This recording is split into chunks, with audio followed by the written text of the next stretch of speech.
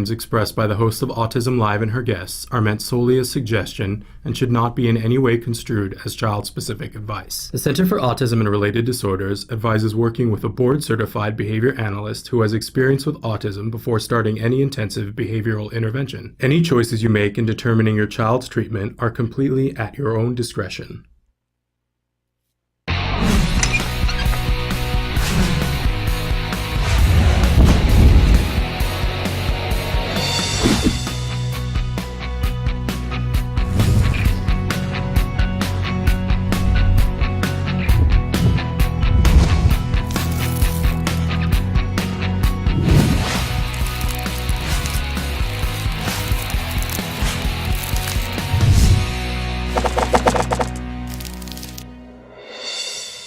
Good morning and welcome to Autism Live. I'm Shannon Penrod. We're webcasting to you live from the Center for Autism and Related Disorders headquarters in Tarzana, California. It is Friday, which is a very exciting thing for a lot of us around the world, not necessarily for all of you, and I know that we all work on different schedules, right? But it's Friday, and we have a very exciting show planned for you. We're going to be with you live for the next 3 hours.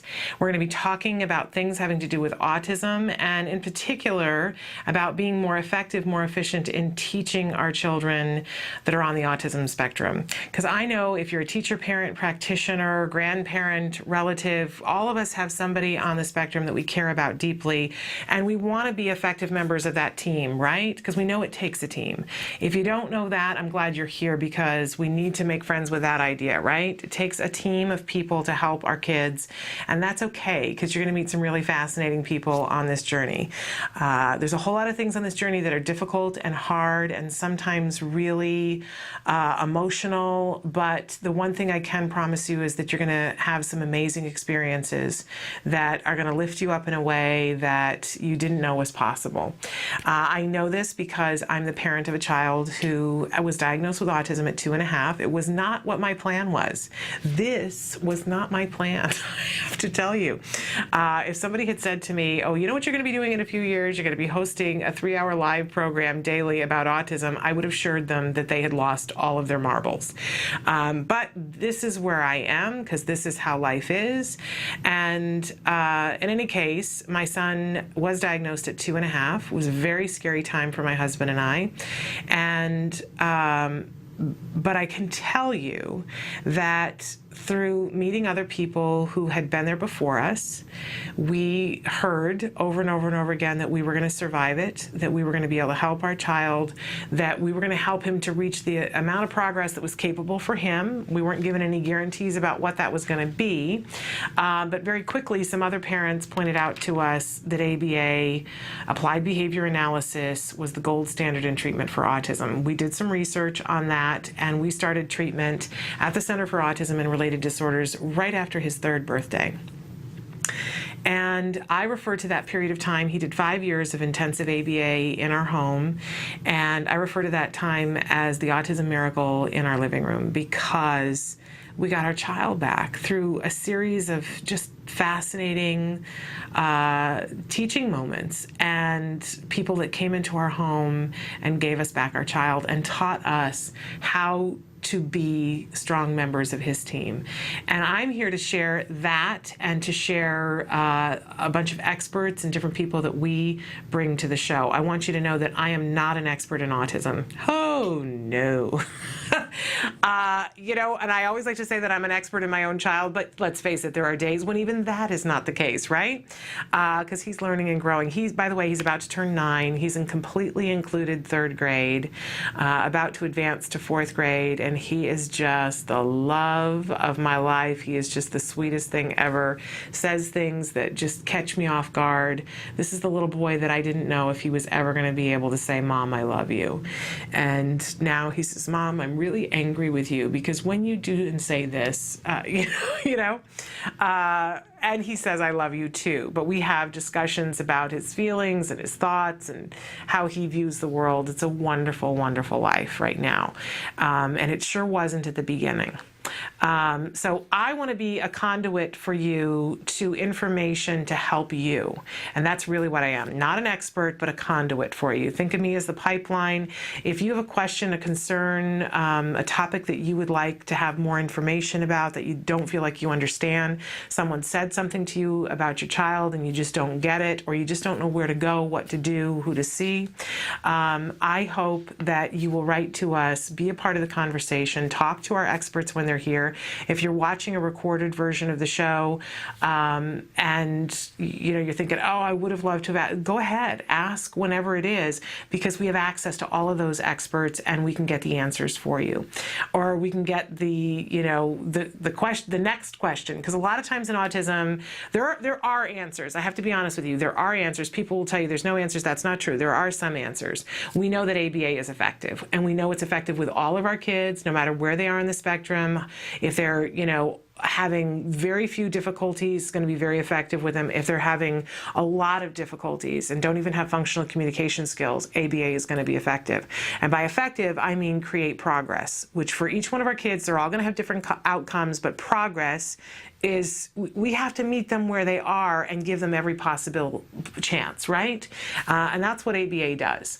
So there are some answers. There are some cases that we'll see time and time again, especially in terms of research, where we don't have an answer, but we have a new set of questions. And that's not a bad thing, because that's all part of the process. That's how we eventually get to answers. So write in, call in. I'm going to go through some of the different ways that you can get in touch with us. If you're watching us on autism-live.com, you'll see across the top of your screen that it either says live or rebroadcast. If it says live, there's a box there that says your questions. You can type your question in there, hit enter, and it shows up magically right here on my screen.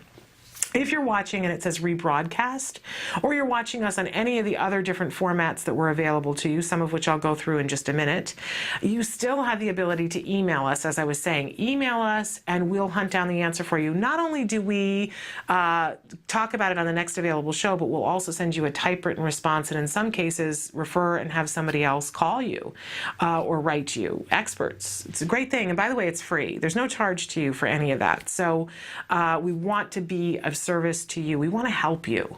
And hopefully you'll tell us how we can do that. Okay, so there's email. You can also call us. Some people not so good with the email. I'm a much more verbal person.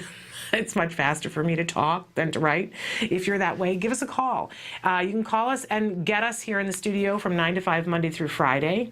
In fact, if it's during show hours, you can be patched in and we can have a phone conversation right here in real time, you and I, and whoever my expert might be.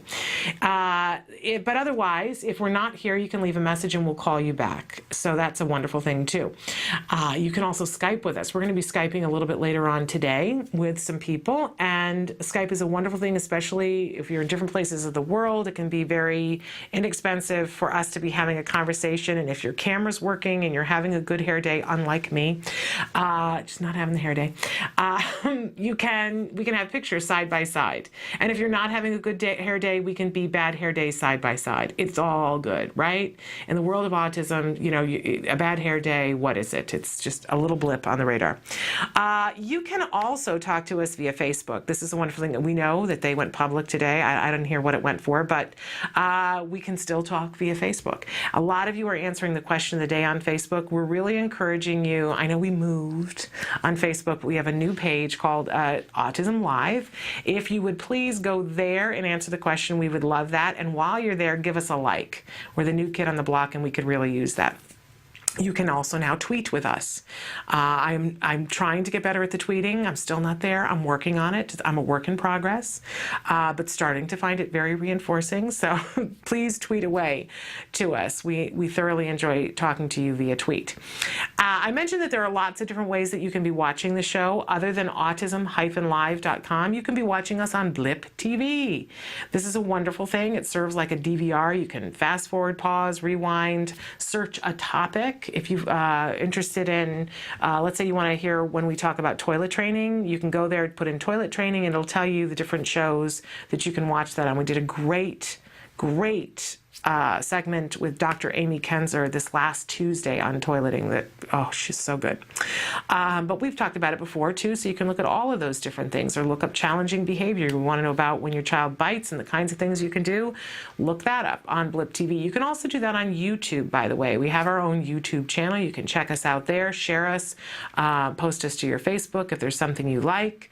You can share it around. It's a wonderful thing. And you can also now, we're a free download on iTunes, which is really a lovely thing. And very soon you're going to be able to download the audio portion only, so that if you want to take us in the car, you want to take us when you're walking or hiking on your MP3 player, that you will be able to do that very shortly. And you can now watch us on Ustream. We want to thank Ustream for making that available to you. So all of those different ways to participate, but if there's a way that you wish you could see us, there's a service that you're aware of that makes it really easy for you to view things that we are not using, please let us know, because we want to be available to you in the format that's going to work for your life.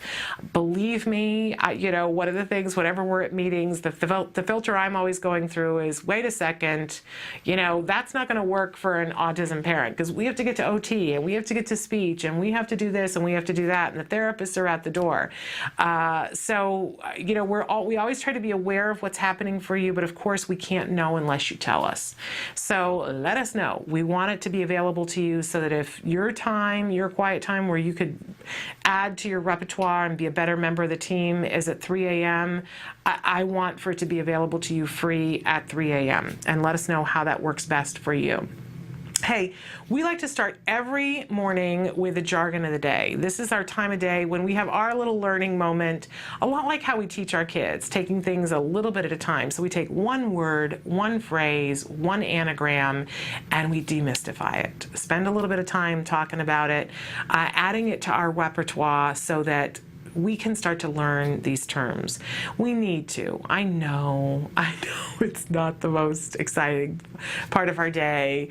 I can tell you that when we first started on the journey through autism, and I was like, really?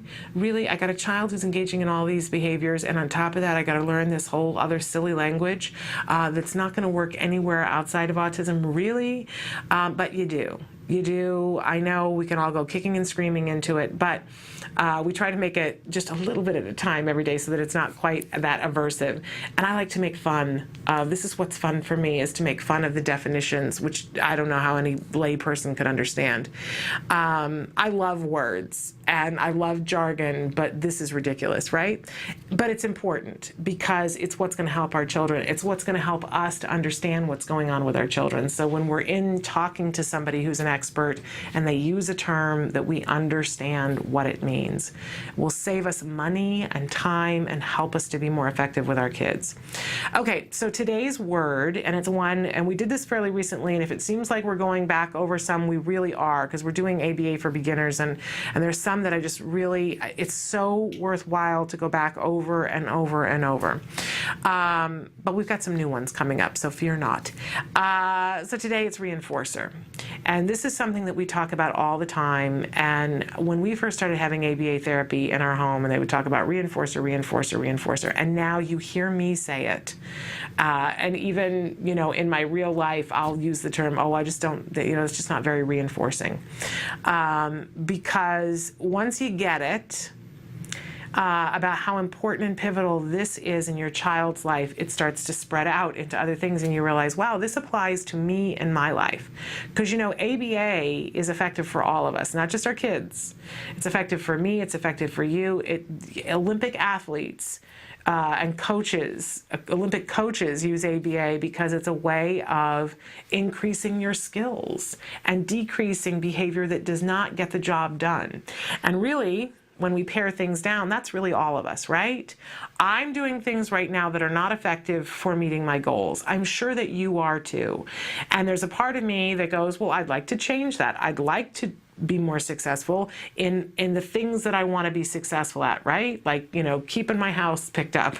I'm not necessarily talking about, making gazillions of dollars. I'm talking about the things, the day-to-day things that make us happier people and exist in a happier way.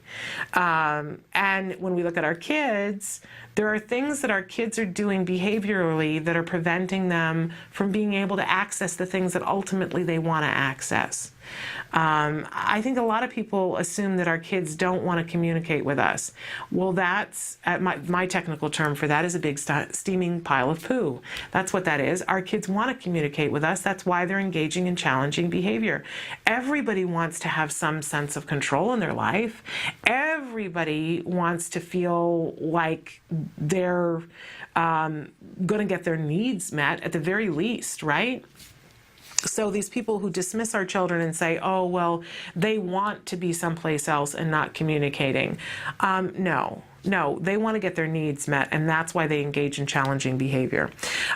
So when we understand what reinforces a behavior, it opens up a whole world of possibility. So let's look at this and give you the actual definition for reinforcer.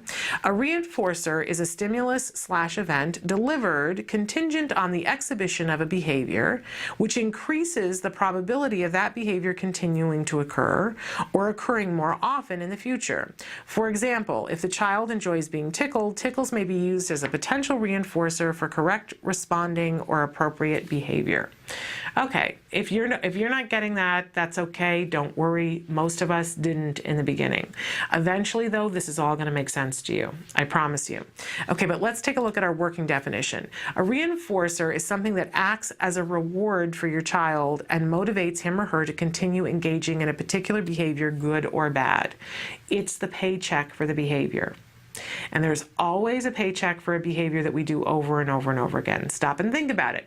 You get up and if, you work some kind of a job, because whether you're going to a place where they're actually giving you a paycheck, now it's all direct deposit, right? But, the money shows up in your account, right? There are a lot of you out there who are doing that kind of a work. And how long, if they just stopped paying you, how long would you continue going? Depending on how much you love your job, you might stay for a while, but that's because your paycheck for the job is more what you're doing than the money that goes in your bank account, right? If you're at home and working with your kids, you get up every morning and you do things to take care of your house and to take care of your kids. What's your paycheck? Right? A lot of times it's not what you thought it was going to be. Isn't that the truth? But there is some sort of a payoff for you. And sometimes when you're a parent at home with kids, it's few and far between what the paychecks are. But there are paychecks, or people don't do it. And we see that sometimes people don't stay, right? Because the paycheck wasn't enough. And this is true of a lot of things. There is something we start on a new behavior. We say, I'm going to walk every day, right? And we do it for a little while. But the truth is, after a period of time, we stop doing it. How come? Because the paycheck wasn't big enough in order to maintain the behavior. The one principle that we have to make sure that we understand as soon as possible is that in order for any behavior to be maintained, and I mean happen again and again and again, it has to be reinforcing. It has to have a paycheck. So, and this is true of good behaviors and what we consider challenging or negative behaviors. So if somebody's smoking, right? This is something that I think society and science have all, what's the paycheck for smoking? But there is a paycheck if somebody continues to do it. There is a paycheck for them that is bigger than stopping smoking. So if we want to get somebody to stop smoking, we have to take away the paycheck, first of all, for smoking, if we can, right? And we need to up the ante on what the paycheck would be for not smoking. Same thing with our kids with their challenging behaviors. If a child is hitting somebody else constantly, just, hitting people, that's their way of expressing themselves, there is a payoff for them. If we take that payoff, that reinforcer away, as much as we possibly can, and we offer a reinforcer for appropriate behavior that takes the place of that hitting, we're going to be successful. That's the recipe. That's the keys to the kingdom right there. We want to decrease the reinforcement for behaviors that we don't want to see, and offer an appropriate replacement behavior for whatever this behavior was doing, and increase the reinforcement for doing the appropriate behavior. So we got to figure out what's actually reinforcing, because it's not reinforcing if it doesn't make the likelihood of the behavior happen more often. Let's go back to the example of the smoking. You might have somebody in your life that's smoking, you really wish they wouldn't. And so you say, I'm going to make you a deal. Because you're looking for what's reinforcing for not smoking. So you say, okay, instead I'm going to give you a replacement behavior that every time you want to smoke a cigarette, you're going to get to chew this fabulous gum that you like, and this person loves to chew gum, and that's wonderful. And if you can go a week without smoking, I'm going to give you $50, right? And you go, ooh, and the person says, oh, I'd like $50 and I love that chewing gum, so okay, let's try it. But what you find is that by day 4, the person goes, you know what? I'm going to have a cigarette. I smoked, I didn't want to, I really wanted the $50, but I smoked. What we now know is that $50 wasn't enough, or that it was being given too late. A lot of times reinforcers have to be fairly immediate. So you might change it to saying, okay, we still want you to chew the gum, but we're going to vary the flavors so that you don't get bored with the flavors here. And what I'm going to do is every day that you don't smoke, I'm going to pay you $10. Which is going to mean $70 at the end of the week, but we're making the reinforcement more immediate. And so we might see that the person doesn't smoke, and that's wonderful, or we might get 3 days in and the person says, I had a cigarette. Right? We gotta find what actually is reinforcing enough for this person to maintain chewing the gum instead of smoking. And it may not be money. It may be something else entirely. A lot of times what we think is going to be reinforcing isn't. We had a BCBA on the show not too long ago talking about the fact that a school did a study of figuring out what was actually reinforcing to a group of teachers. And that they did a survey and asked the teachers, what would you find reinforcing to do a better job so that you would want to stay longer, enjoy your job? The teachers said, we want higher pay, we want this, we want that. And then they actually gave them that and measured to see whether that was actually reinforcing for them to work harder and do an even better job than they were already doing, and discovered that that wasn't actually what was reinforcing. That when they put different machines in the workroom, in the teacher's lounge, and gave them some flex time so that they could take a day off if they needed to go to a doctor's appointment or their child was sick, that's actually what maintained the highest level of work ethic that they really were trying to get. So figuring out what's actually reinforcing is one of our biggest tasks. It's always an ongoing project. Each time you're trying to teach something to your child or have something else eliminated, you're thinking about, okay, what's going to reinforce this particular lesson? And you're not always going to get it right. And you're going to ask your child in the myriads of different ways we can ask a child, whether they're nonverbal or completely verbal. A lot of times we're going to see, we got to tweak it. It's not enough, just like with us, but we don't give up. When we find the right reinforcer, it will maintain that behavior. Okay, so reinforcement is something that makes the likelihood of the behavior, it's some kind of reward or paycheck that makes it likely that the behavior is going to continue. It's rewarding enough that we do the behavior again and again and again. All right, we also have a question of the day for you.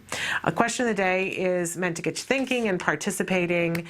And the last couple of days, it's been, the airy-fairy, what do you dream of doing? Yesterday it was, where would you like to go more than any, if you could go anywhere, where would you like to go? Every once in a while, we'll have a place where you can vent. And I think that dreaming and venting are of equal importance, because we have to have a place to release some of this, right? If your child has autism and you haven't had a bad day, you're not being honest with yourself, right? I don't know anybody that's saying that anyway. And I think it's important for us to name our truths, not only for ourselves, because I think once you say it and you put it out there, it's like a little piece of it goes away. Not the whole thing, but little pieces. But also when we say it publicly, we let other people know who are coming behind that there are difficult days and that you can survive them. So my question to you today, and I hope that you'll write in and say, because I think it'll help you and it'll help countless others. But what has been the hardest day since diagnosis? Of all the things that have happened to you, what has been the absolute hardest day? What is it that made it so hard? I can tell you that there have been many difficult days since my son was diagnosed, but not nearly as many wonderful days. But I think, on the red letter of really hard days, gosh, it's like a bunch of them are coming to mind. And I don't know that it was all in one specific day, but it was in one specific time period that we had lawyer Valerie Vanneman here the other day talking about special education law and about due process and how you can file due process and that it's something that parents have a right to and that they can do it. And I said to her after the show, I said, my school filed due process against us twice. Not once, twice, against us. And I always say that to people and they go, oh no, dear, you're mistaken. It means you filed due process twice. And I say, no, I assure you, that's not the case. They filed due process against us twice. Not once, twice. And it was a pretty bad day the first time it happened because I didn't know what was happening. And I was very upset and there were some tears over it. I got served papers at the door. Right? Just exactly, and we had just barely started ABA, and the poor therapist who was there, and I was calling my husband on the phone and screaming and crying and going, what is this? Because in that moment in time, I was being served these papers, and and the language of it was such that the first time I read it through, I thought they were asking to take away our rights to make decisions as parents, because ultimately what they were doing was taking away our right to file due process against them. But in the first reading, I got confused about it, and the hysteria and blood pressure. Really upsetting. But I have to be honest that it was the second time they filed due process and the server came and I already knew what the deal was because it had coincided with, I don't think it was the exact same day, but it was, I think, the exact same week that we had been told that our landlord had not only died, but that he had not been paying we had been paying him rent, but he had not been paying it, so the property had been foreclosed upon, and that we needed to move next to immediately. Oh, yay! Oh, what a wonderful, wonderful time that was. But we survived it. I mean, I literally sat there and said, what else can go wrong? And it's funny now because I look back and I'm not in that moment, and we did survive it. And what I remember is how together my husband and I were, and how well we coped and got through things and leaned into each other. I know there were moments when it was not comfortable, and more than once, like voices were raised and things about moving and those kinds of things. But, because we're not perfect people, nor am I striving to be perfect. But what the overriding memory is how core my family became, and things that seemed to be important before weren't important, and that we were really focused on problem solving. So I offer that up because that was a really bad time. But we totally survived it, and that's a good thing, and we came out stronger for it. So whatever you're going through today, and I always like to tell the stories about, and as we were finding, because we couldn't figure out what was happening, our landlord wasn't responding to us, and in that period of time too, our dryer had stopped working and our air conditioning had stopped working. It's summer in Los Angeles, and so we were hanging clothes on a clothesline in the living room because the clothes, them drying, was cooling off the house It was crazy. It was very crazy. And we survived it. And now it makes a good story to tell. In any case, I hope that you guys will write in and tell us about your worst day. I know you may not feel like it today, and that's okay. But if you do, it's like every time you give it up, it gets a little bit more ridiculous, right? I think about it now and go, oh my gosh, that was really crazy. But, you know, we survived. Okay, I'm taking so much time today. All right, we also always have a topic of the day, and of course you guys can guess what the topic of the day is. It's been the same for the last 2 weeks. I promise you next week we're moving on to a new topic. But ABA for beginners. We have to go back to basics a lot. We have to. And, you know, I learn from it when we do, and I know that you guys do too. So that's where we are. And our some of the different things we're going to be talking about today, we're going to take a break in just a minute, and we're going to come back with an academic tip to help our kids to be as productive as possible at school. And then at 10:30, straight up at 10:30 Pacific time, we're going to have a couple of special guests, one on Skype and one on the phone with us. These are filmmakers making a documentary about autism in the Ukraine. You know, I don't know about you, but I'm always curious about, this is what autism is like in the United States, and we think it's so frustrating, right? That, you know, we can't get everybody access to the services that we know work, right? And that's so frustrating to me on a daily basis. And I'm always trying to figure out, how can we get this to you? How can we get this to you?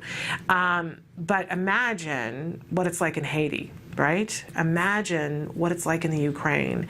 And they're making this documentary, and I've only seen a very little bit of it, but it's devastating, just absolutely devastating, because not only are there the financial and the lack of services and all the things go, but there's like social stigma as well. So we're going to be talking to these two gentlemen about the film that they're making and how you and I can make a difference in getting this information out to the world and beginning the process of getting some help to Ukraine. And it doesn't cost us a penny. It's going to take you 2 seconds to do, and you can really help out these families in the Ukraine by getting the message out. So that's going to be really exciting. That's at 10:30. The film is called Not Forgotten, but we'll be talking with them, and we're even going to show a trailer from the film at 10:30. And then at 11 o'clock, it's Fridays at 11 o'clock, we have Dr. Jonathan Tarbox is going to be coming in and talking to us about research topics. It's one of my favorite parts of the week, because he tells it like it is and puts it in terms that a parent can understand, because this research stuff, sometimes it's difficult to wade through, right? You look at it and you go, I don't really know what that means in relation to my child. So really great to have him here to talk about research every Friday at 11 o'clock. Okay, we're going to take a break, and when we come back, we're going to give you a tip about some of the things that we can be teaching our children to help them in school. Stick with us.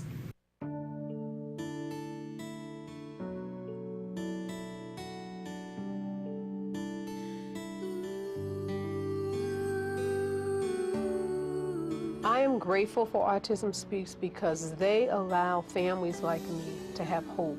They're working towards having these children live better lives. There's a space for you. Yeah, there's a world for you, and there's a community that is behind you. And one that has really been able to be the singular voice for people who are involved with and who care about autism. I do have autism, but I don't let that become a disability for me. Autism Speaks is going to continue to help those who need it, and just look at all the stuff they've done so far and you will be impressed. 3, 2, 1.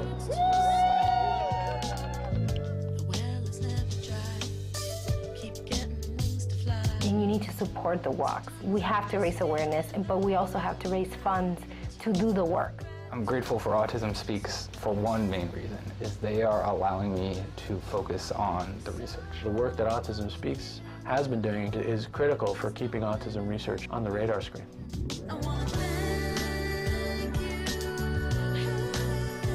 We proclaimed 2 April as the World Autism Awareness Day. I'm very proud of the UN and thankful Autism Speaks.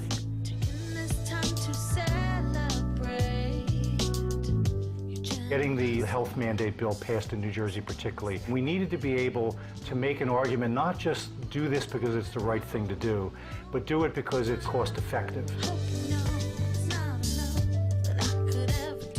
When everyone else told me nothing was wrong with my son, I got information from a website that told me something wasn't right. I am so proud of Autism Speaks for creating these beautiful ad campaigns, which have reached people who are not affected by autism and have also created a greater climate of compassion and understanding. It's been really great for Bachman to have gotten involved with Autism Speaks early on. I think everybody here feels like they really make a difference. To make sure that we generate as much money as we can for Autism Speaks so we can all solve this puzzle together.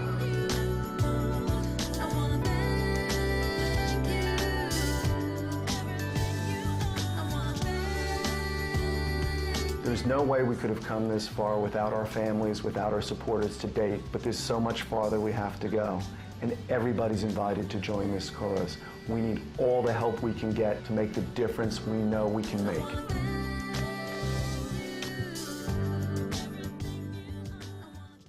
Welcome back to Autism Live. I'm Shannon Penrod.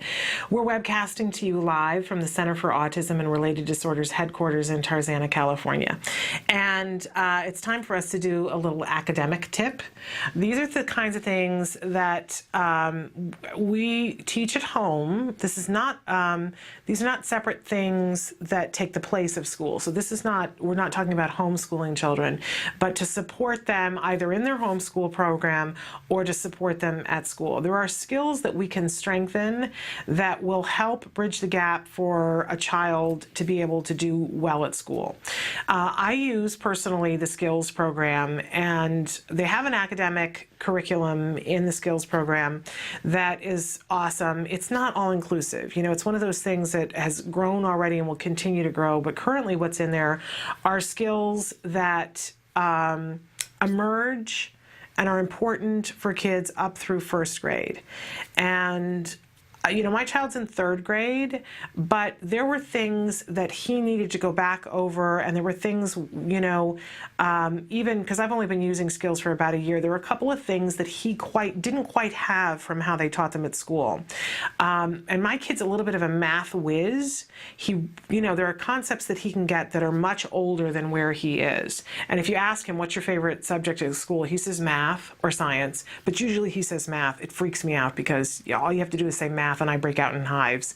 So I go, who are you? Who are you and who's your mother? Because I must have adopted you because you can't possibly be my child and love math. But he does. His brain understands it in a way that mine does not.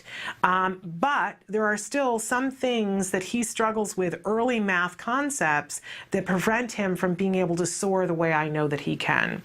And that we all run the danger of that with our kids. Sometimes, you know, they can be very progressed in one area, but just have this little skill way back at the beginning that if you filled that in, whoo, you know, all kinds of wonderful things could happen. So not just kids with autism, by the way, all of us. I mean, there are things, holes in my knowledge that if I took the time to fill in, I could have a greater understanding. And I'm sure that's true of pretty much everybody on the planet. But when we're talking about math concepts, and by the way, in skills, in the academic curriculum, they have two basic domains, language arts and math. So in the language arts, they deal with things that are very academic, including calendar and time of day and colors, but also phonemic understanding and phonics. It's great for beginning readers, for emerging readers. If you have a child who's having difficulty reading, take a look at skills. It's really going to help you. And for kids who have great difficulty with receptive language, for them to be able to understand, because sometimes what we see, and I see this all the time in classrooms, you have a kid who's very capable, you see how incredibly capable they are, but you know, you say something to them and it's like there's a tape delay, that they're not quite getting what you're saying, or they have to replay it in their head. A lot of times there is a problem with their receptive ability to hear phonemes and put it together. And you can do these lessons and it really strengthens, and they're able to respond much quicker. It's quite amazing. But today I wanted to talk about in the math arena, because it isn't just math. It's understanding qualitative and quantitative concepts. Because not only do we want to teach a child numbers, right? And we want to teach them the symbols of the numbers, and we want to teach them counting, that things go in sequence. But we want to understand and set up a representation so that they understand that 1 is, one piece of paper, and 1 is 1 pen, and 1 is 1 pair of glasses, and that 1 can stand for this solitary thing of anything. And then we need to have them understand the concept of 2. But not only do they need to understand the concept of 2, but they have to understand that 2 is more than 1. And not just visually seeing, okay, well, there's 2 of them, but that's literally more. So that if I offered you 2, or if I offered you 1, and you liked something, clearly you would want 2 of it, right? Because it's more, you get more. And that when a child understands those kinds of concepts, boy, you can really build on them very quickly, and there's all kinds of things that they will begin to understand and generalize. But there are words associated with quantitative concepts that we need to build into our children's repertoire so that they understand. Things like some, and a few, and more. And I know that it seems like, oh gosh, how are we going to teach that? That seems a little overwhelming.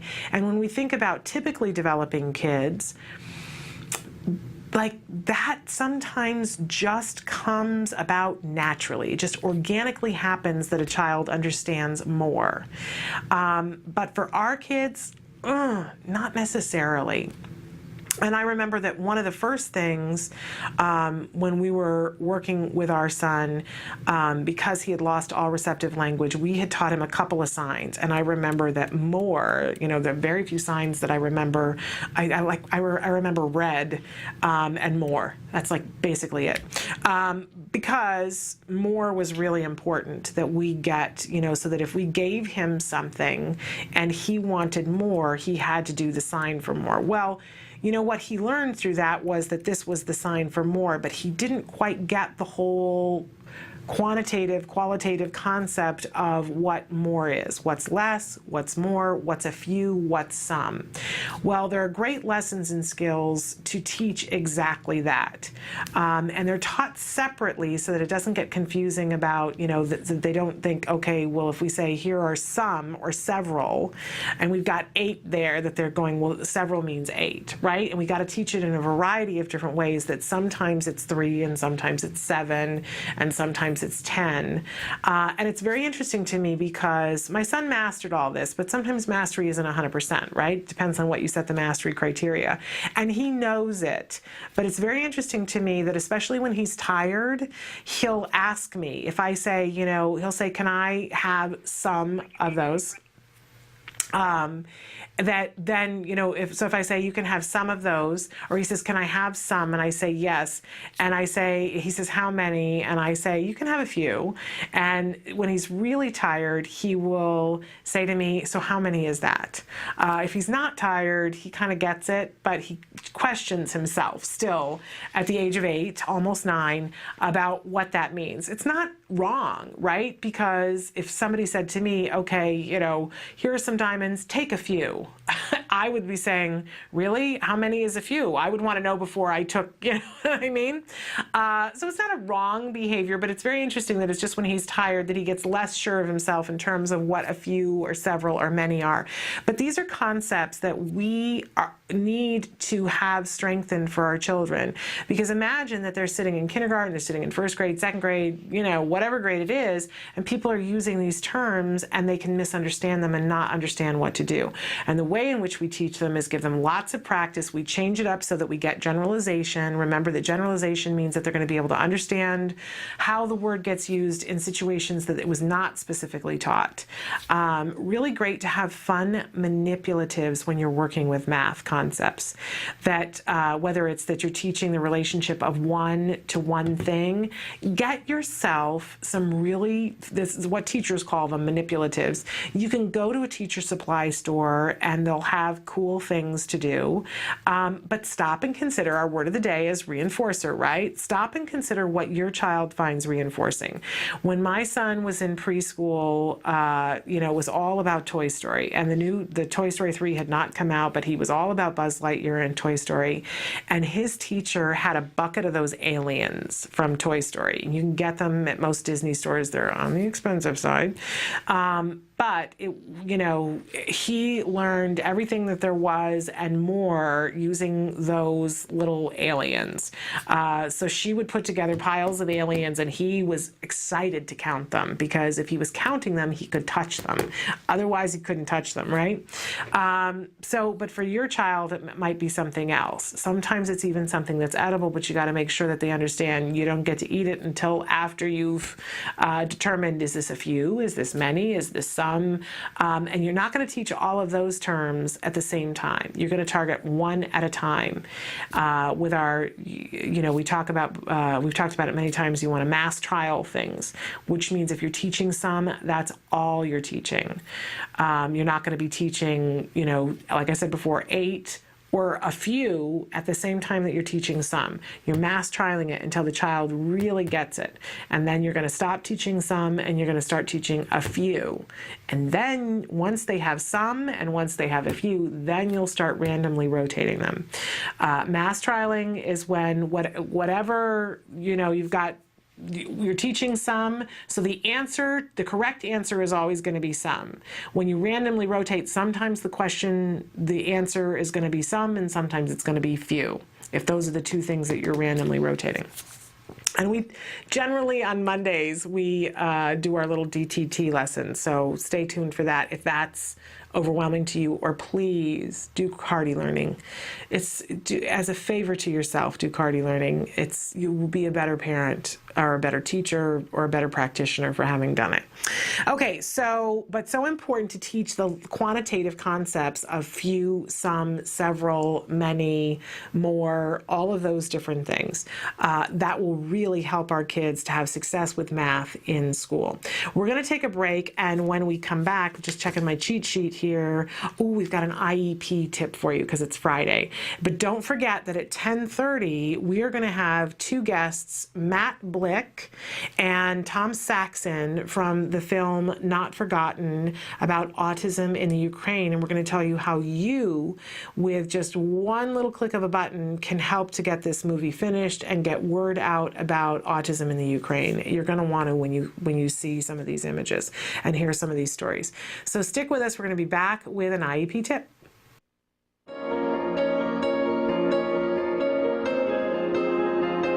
ACT Today, or Autism Care and Treatment Today, was founded in 2004 by several passionate parents who believe that access to early, effective treatment is vital for individuals with autism.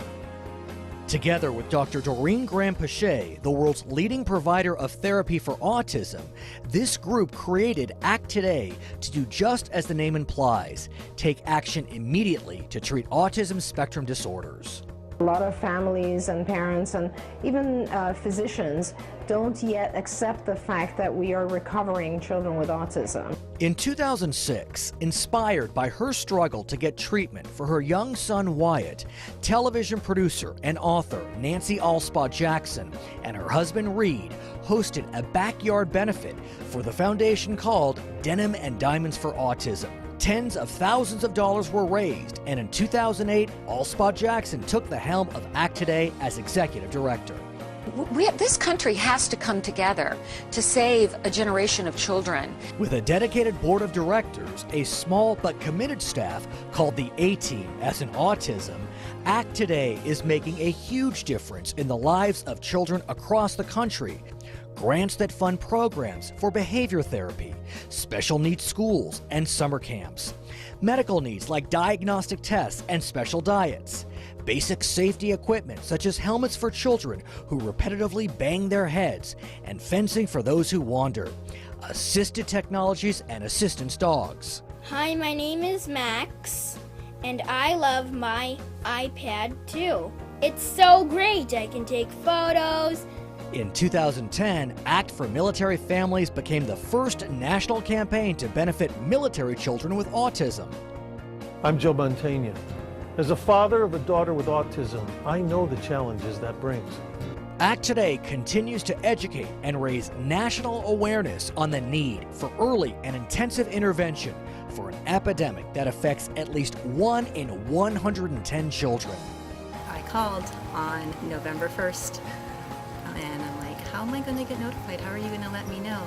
and they ended up looking and they informed me that he had received the grant, which was like a blessing from above. Act Today, fulfilling its mission of helping families with autism, one child at a time.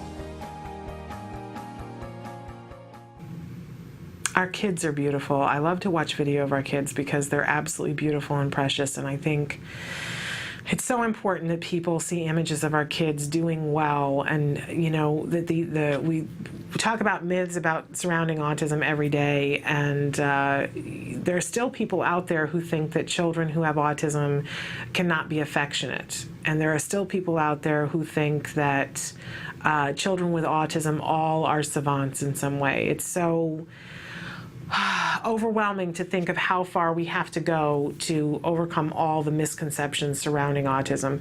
But I love to watch images of our kids, and they're all different, and they're all wonderful. And I don't think we can show enough images. And in fact, at 10:30, we're going to be talking with two filmmakers who are making a film called Not Forgotten, Autism in the Ukraine. It's so important for us to see those images. But I promised you an IEP tip, so it is time for an IEP tip.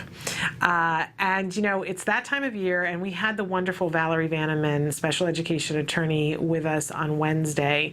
And one of the things I asked her, I said, you know, would you be willing to kind of be on call if people have questions? So whenever you have a question of legal nature, please feel free to float it by us, and we have other lawyers in particular that we can also ask as well, maybe get two opinions. You know, we've had Bonnie Yates on the show before, another wonderful special education attorney. So don't hesitate, ask your legal questions. We'll hunt down the answer for you. But it is IEP season, and a lot of you have already had your meetings. You're getting your IEPs signed, you're working them out, you're figuring out whether you're going to go to mediation, you're figuring out whether you're going to file due process. I think that and today's tip is about getting clear about what you want. And honestly, you know, from time to time, parents will call me up and say, I don't know what to do, and I don't know if I need a lawyer yet. And the first question that I always ask them is, well, what is it that you want? Because it's so vastly different for all of us.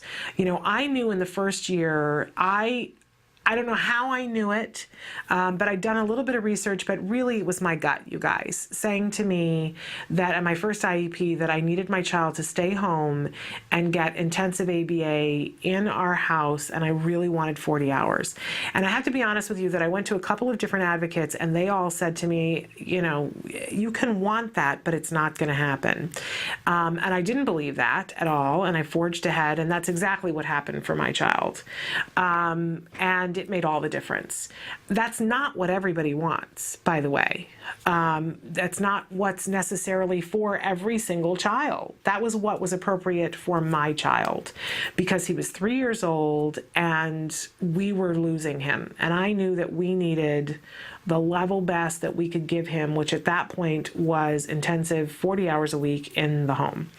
But from time to time, I can think of a couple of different moms that I talked to in the course of 1 week, and it wasn't even this year, but a mom who called and said, you know, my child's about to go into kindergarten, and the school has said that they want him to go to special day class, and that if he does well there, then they'll think about next year putting him half day in special day class and half day included.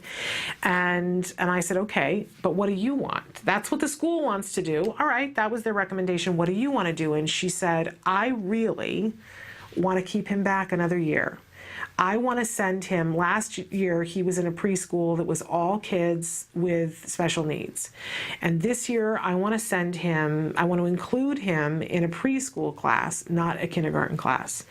That's what I really want to do. And I said, okay, if that's what your gut, she said, I just feel like if he had one more year, and if he had a year in inclusion where it's not as important as, you know, preschool's pretty important, right? But there's a certain pace in preschool, and then there's a certain pace in kindergarten. And she said, I really think that if he had 1 year of preschool, that we would never be in special day class again. That's what I, as a parent, and I was like, okay, well, that's what you need to go in and be clear about.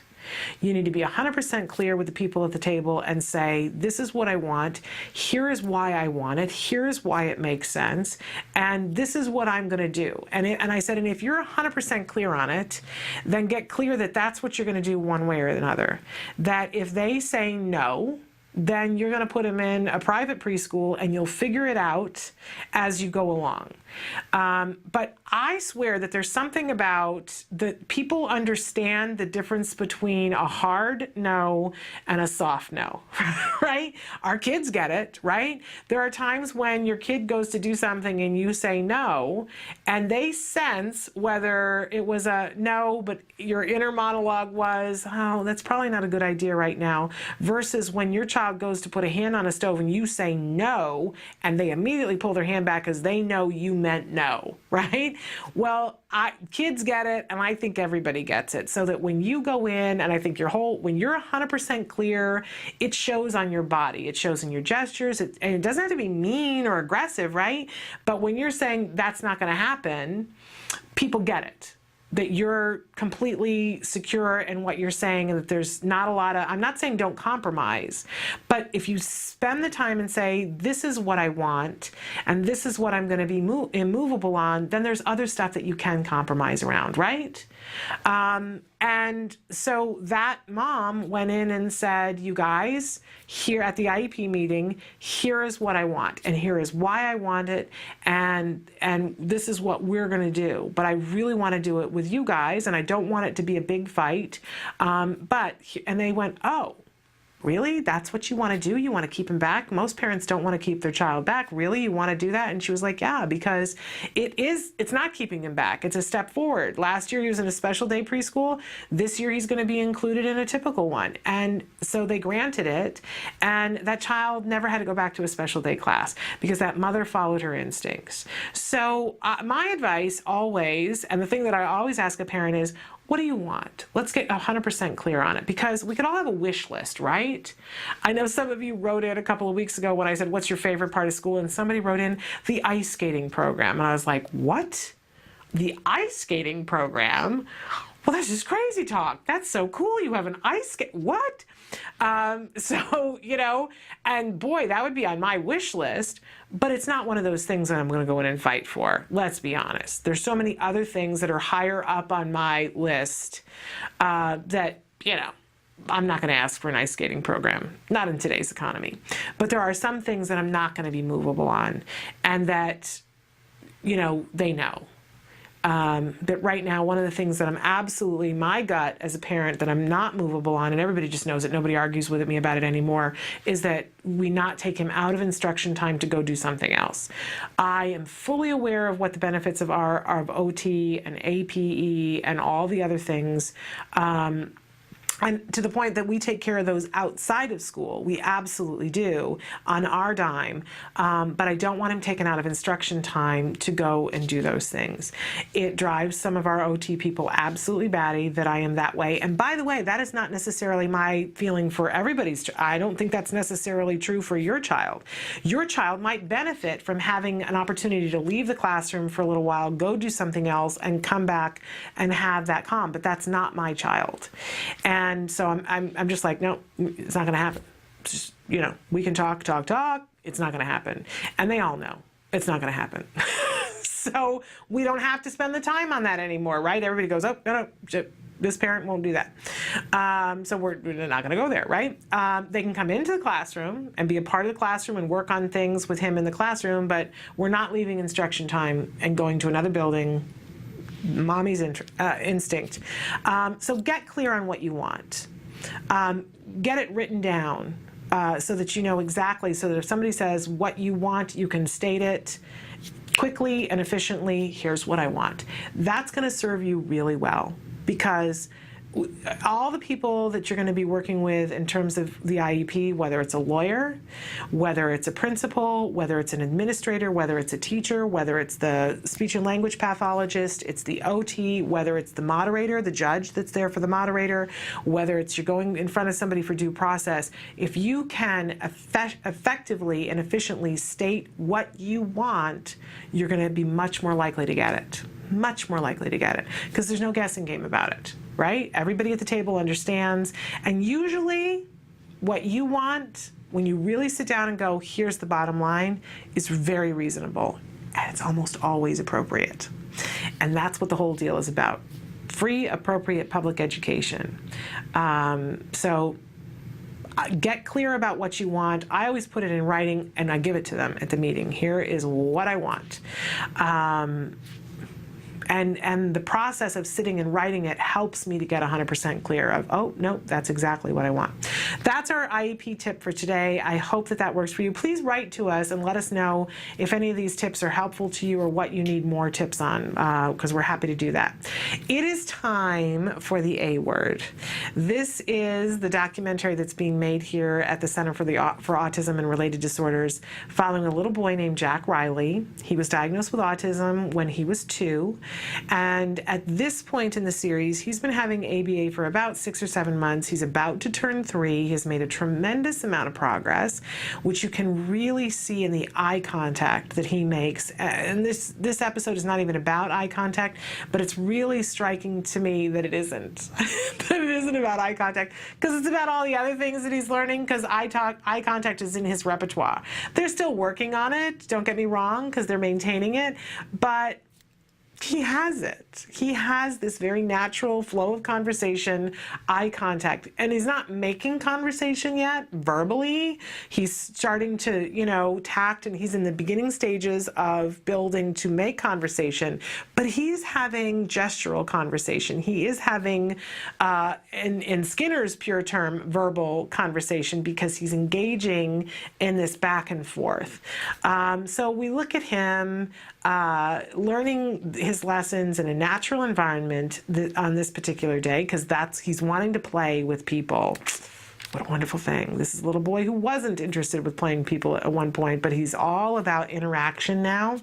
So they're doing a lot of NET, natural environment training, that's led by him, but also check out Waiting, the program that he's working on, Waiting, that he's not happy, he's still in the beginning stages of waiting, but he's starting to get it. And notice that, it brings up a certain amount of anxiety for dad when this little boy starts to tantrum. But watch the difference between the dad and the therapist, because the therapist is not reacting to it, the dad is, and then the dad has to change his behavior. And watch when the child stops with the whining and the tantruming, it's when dad is no longer paying any attention to it. Check it out, the A word.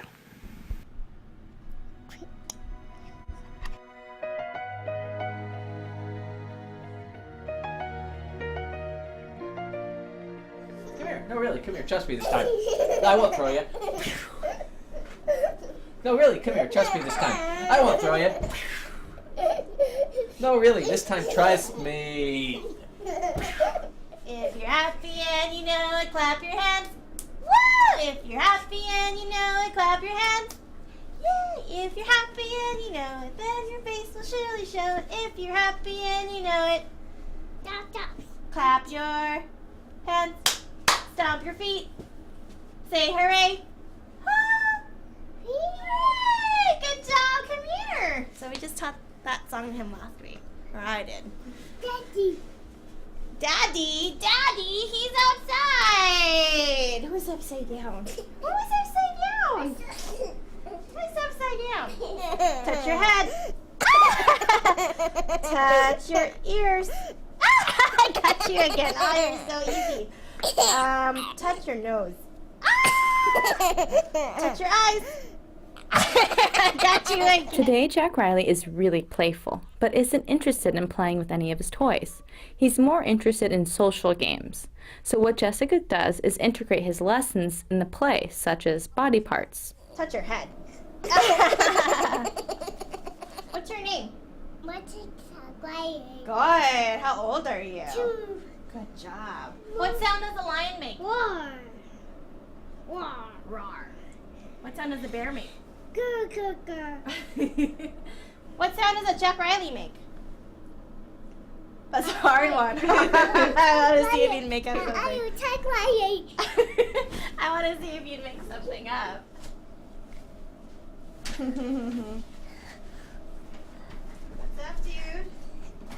Nice hands? Do you want me to play? Play. You want me to play? Play. Play? Okay, I'll play. You just have to ask. Suzanne, can I try something? Yeah. Can I try having him get your attention? I want to see if he'll actually Yeah. generalize. Okay. Okay, Suzanne's gonna be in charge of the pillow sandwiches now. If you want them, then you need to ask her. Look. Look. Do you want a pillow sandwich? Oh, look at the pillows. Who has the pillows? He just, hey, bear. He says, Yes. Okay.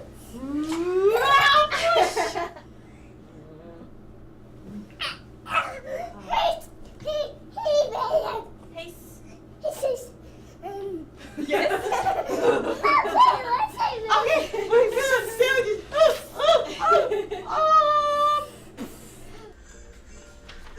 Can we work on waiting too? You can pause it whenever and just have him wait. Okay, hey, Wait. we're gonna wait. Wait. wait. That's not good. We're gonna try again. You gotta do nice waiting and then we can watch the video, okay? Nice waiting. Nice waiting. Nice. That's nice touch. Soft touch. Nice touching. What do you see? You see letters? I see letters. I see letters. Good waiting. Okay. Okay. You can watch it now. Can we start it? Yeah, there. Alphabetical, he's jumping. Okay, pause. Okay, we're gonna wait. Wait. Nice waiting. Nice waiting. That's better. Good job. Nice waiting. All right, perfect. Good Okay. job. Nice waiting, That buddy. was much better.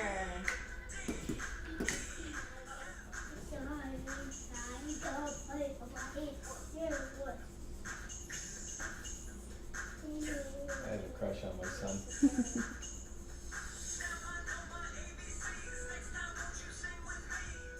I'm done. We'll watch him later, okay? We'll watch him later. We'll watch him later. No, we'll watch it later. No. Jack, settle down. Settle down. We'll watch the computer later. It's not going anywhere.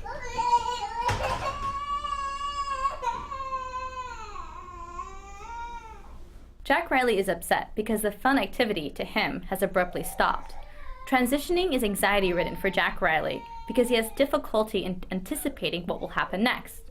In general, though, transitioning for kids is abstract and difficult to grasp. Hey, should we go jump a little bit somewhere? What do you want to do? Should we play upwards? Daddy. Should we go see Daddy? Ready? Oh, just kidding. Should we go? Should we go? Should we go? Should we go? Oh, you got it! Jack Riley quickly gets over being upset once a new fun activity occurs. He now sees that there are other fun things to do. The issue was that he doesn't know that he will have access to something fun again, but by practicing transitioning, he will eventually learn that just because the activity ends, it's not gone forever. Now I know my ABCs. Now I know my ABCs. Next time, won't you sing with me? That was Master P. Diddy White Ice Dude. That's who did that. Wow, is that gonna be your stage name, Jack Riley? When you grow up, don't be a tool. Oh man. Vanilla Ice. Wow, that brought me back to when I was a little girl. Very cool. I love you, Jack Riley. I love you, Jack Riley. Bye-bye. Daddy. Oh my God. Do you want to go see Daddy? Go see Daddy. Okay. We can go do some stuff with Daddy. You want to go do some stuff with Daddy? Go see Daddy. Okay, we can go do that.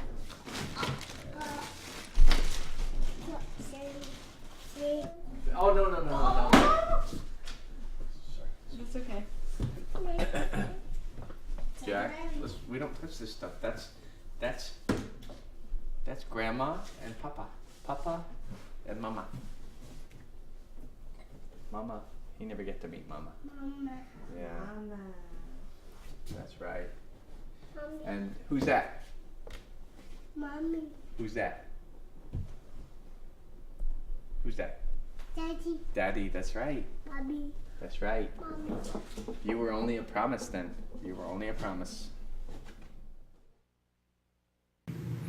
Welcome back to Autism Live. So you watched this documentary, and I hope that you guys are watching it, and I hope you're going back to the beginning and watching the early episodes to see the progress, because I think one of the best things about this is you see the arc of ABA, that it's not, you know, it's not as though it just goes straight up, that this child's skills, you know, they're going to gain skills and then they're going to go through a period of, you know, where they got to work it out and they gain skills again, but you're piecing things together. It's putting the puzzle piece together and getting, oh, all right, now we got this segment, now we're going to get this segment, then we put them together, and now we're going to work on this part and this part, and then until you get the whole picture. It's really fascinating. I always used to say, you know, to this day, I don't think that people have any understanding, people that I'm close with, people that I talk to every day have no understanding of what it was we did in our house. They just don't.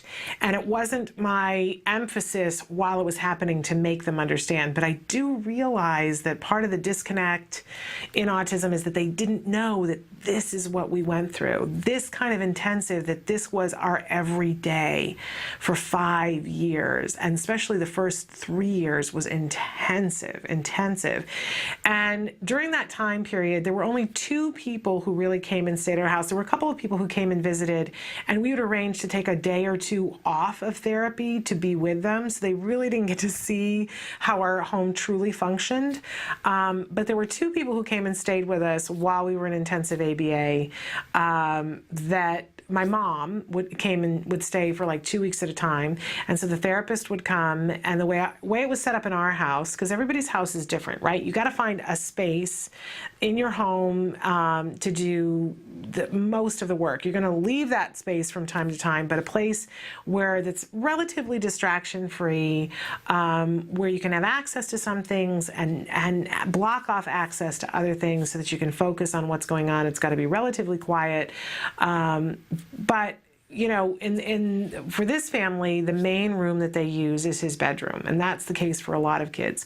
Well, in our place where we were, and we were in a 2-bedroom condo, but the only way that we could make ABA work, because for the funding that we could get, one parent had to be home all the time. So I had to leave my job, so I was doing odd jobs and things, and we needed a space for me to work in, and we were in a very small, teeny tiny condo.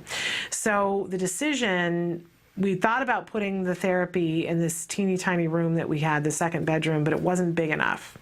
So the decision that we made was that we put our son's bed in our master bedroom that had a little bit more room, turned that little bedroom into an office, and left the rest of the condo, the living room and dining room, became the therapy space. It was the way that we worked it. It's not the way everybody else works it, but it meant that the therapist came to the door, came in, and we had a little, you know, warm-up period, and then I would retire to the office space where I would have the monitor and be listening and watching and trying to get any odd job done to try to help towards, you know, keeping the roof over the head that my husband was working on as well.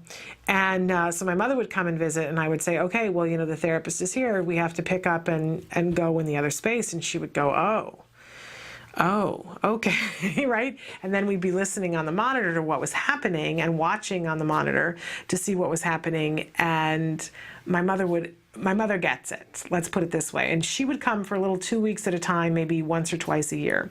And the only other person who came and spent time with us was my nephew, was about 16. He was 15 or 16.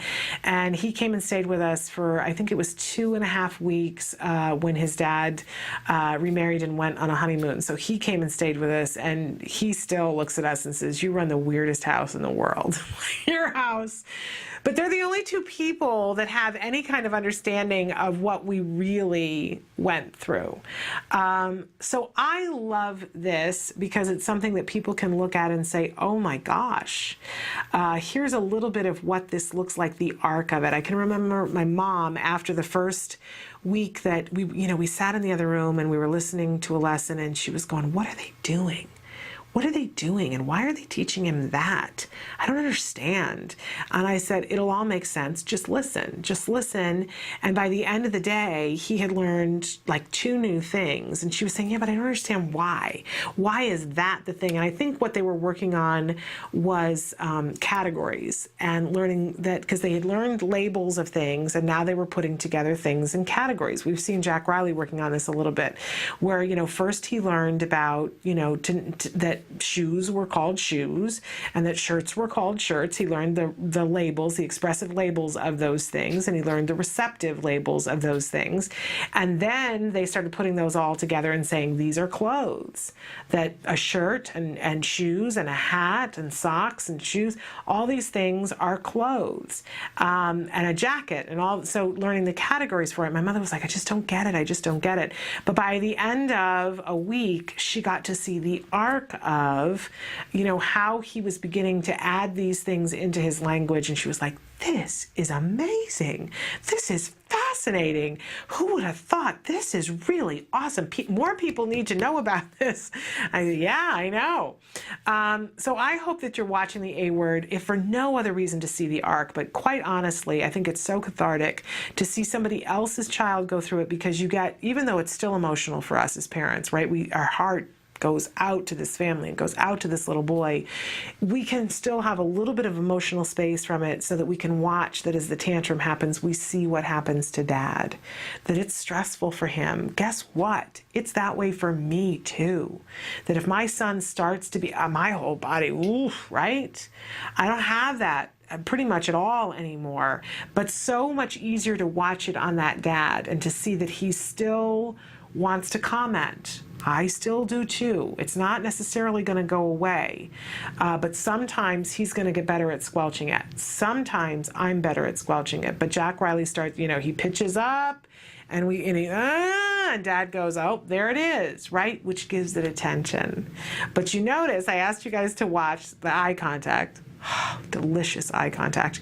And then when he gets upset, when he's told, nope, it's over for now, the waiting period is over, and Dad closes the computer, and Jack Riley, and Dad goes, there it is. There it is.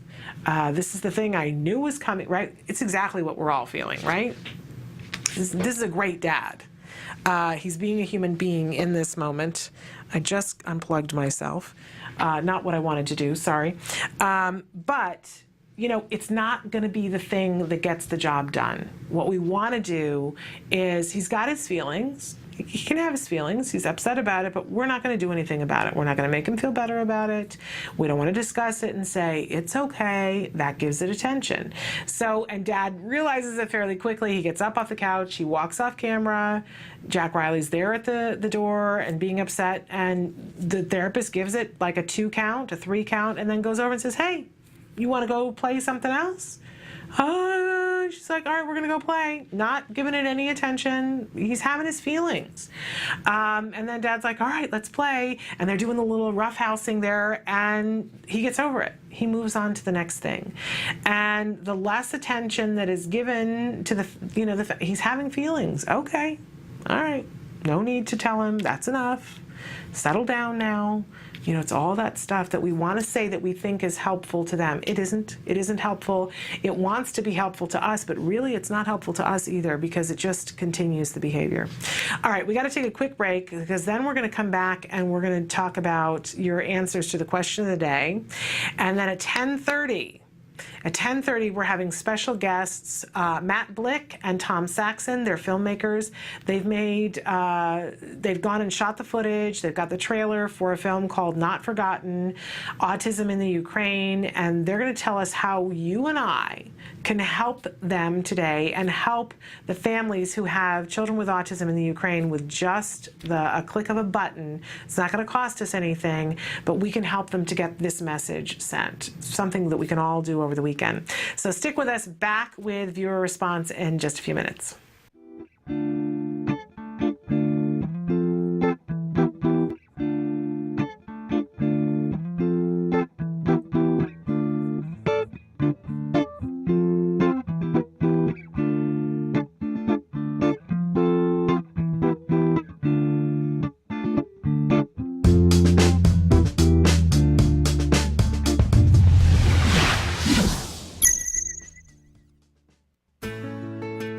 Skills is a revolutionary web-based program that incorporates comprehensive assessment, curriculum design, progress tracking, and treatment evaluation for children with autism all in one place.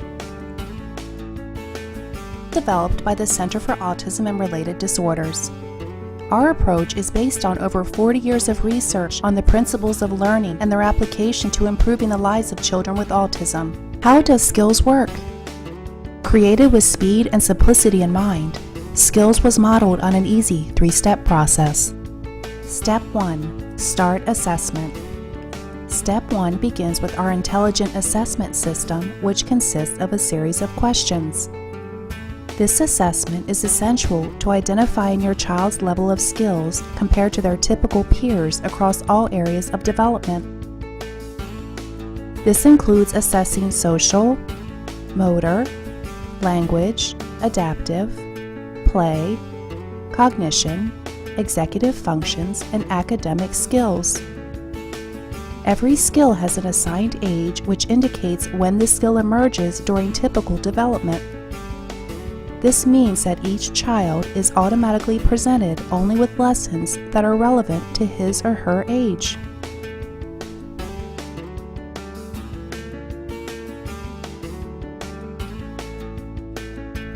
Step 2. Choosing activities. It's now easier than ever to build an individualized treatment plan. In Step 2, you are presented with an individualized pool of activities that are directly linked to your student's assessment results. Each activity represents a specific skill that has been indicated by the assessment as needing to be taught. Activities are categorized by curriculum and then by lesson. There are 3 main types of skills: building blocks, fundamental, and expansion skills. Fundamental skills are necessary for successful everyday functioning. Building blocks are prerequisites to a fundamental skill.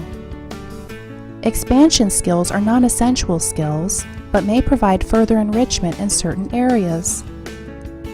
After reviewing the activities available to you, you can quickly add your chosen activities to the treatment plan by simply checking the box and clicking the button. Step 3. Start treatment. Once you have selected and added the activities you want, you are ready to begin teaching. Skills provides you with all the tools necessary to design and manage an effective curriculum plan, such as printable activity guides that are customizable by the teacher, supplemental teaching aids including printable data sheets, teaching guides, visual aids, worksheets, and tracking forms, detailed IEP goals and benchmarks for each activity, brief and visually appealing video tutorials, a variety of treatment progress and clinical timeline charts, and lots more. And since Skills is completely web-based, everything you need is available 24 hours a day, 7 days a week, in one easy-to-access location. Skills users even benefit from unlimited access to a support community where they can ask questions and share ideas with a skills expert. Skills is always with you.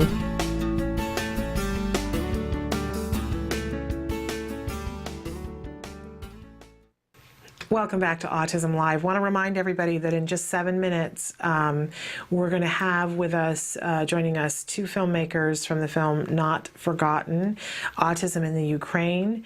We're going to be talking about how we can help them to get this film finished and get the word out about autism in the Ukraine. It's not going to cost us anything, just one click of a button.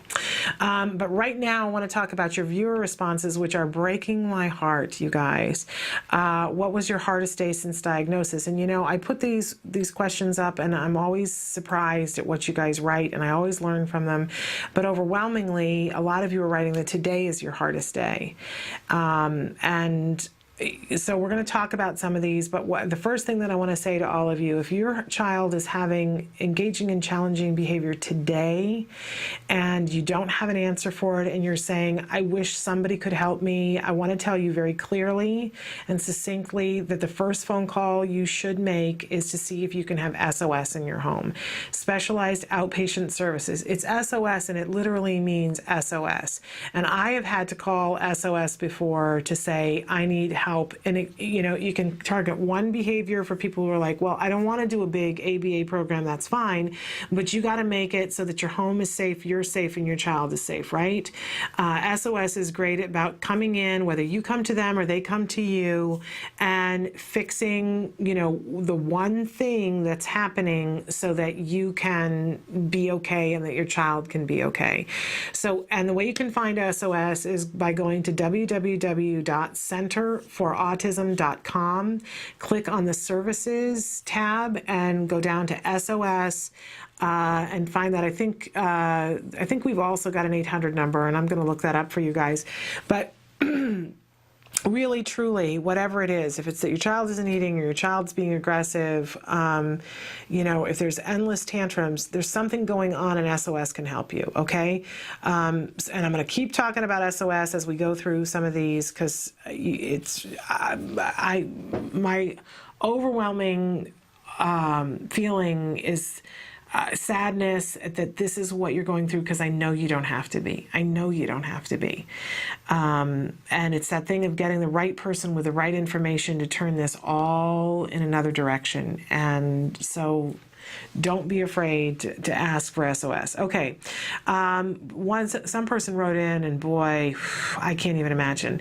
Watching him go to a non-custodial parent's house for the weekend that doesn't follow his routine and just lets him go. He comes home all messed up. I have to say, we had Valerie Vanneman in here the other day, and we were talking about when do you need a lawyer.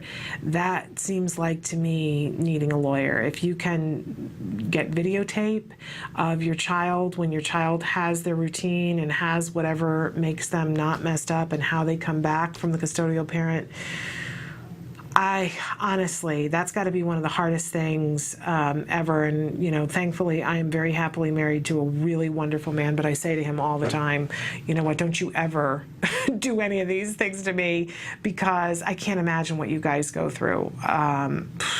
Unbelievable.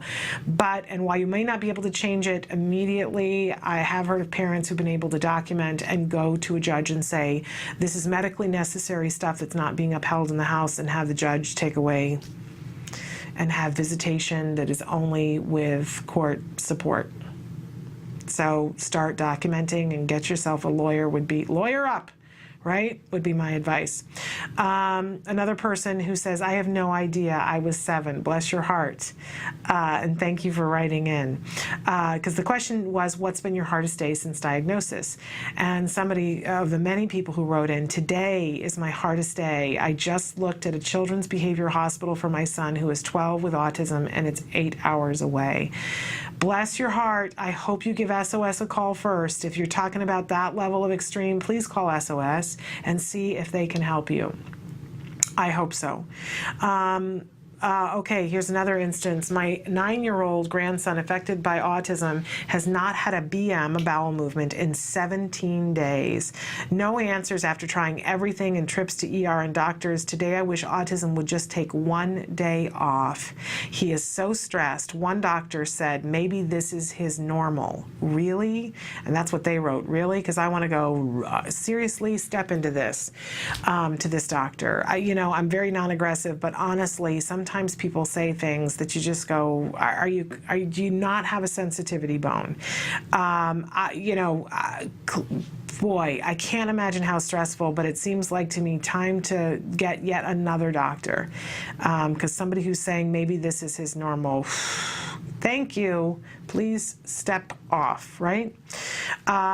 Somebody who says day 1 was the hardest. I now have adjusted and have a new sense of normal that is fluid and flexible, bless you, makes life much easier. Yeah, I'm still working on the fluid and flexible. I haven't gotten there yet.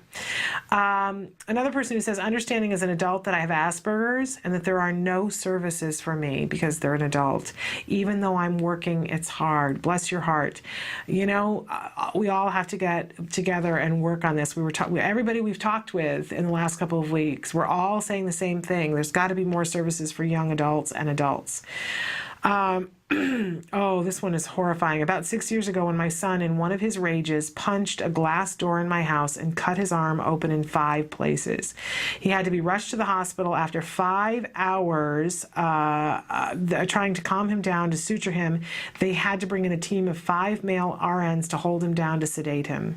His adrenaline was racing so high, nothing else they gave him before worked. He had to be sutured from the inside out because he had cut himself to almost the bone and missed his veins by a ½ an inch. They had no choice but to staple him closed for safety and then soft cast him so he wouldn't pull all of it off when he woke up.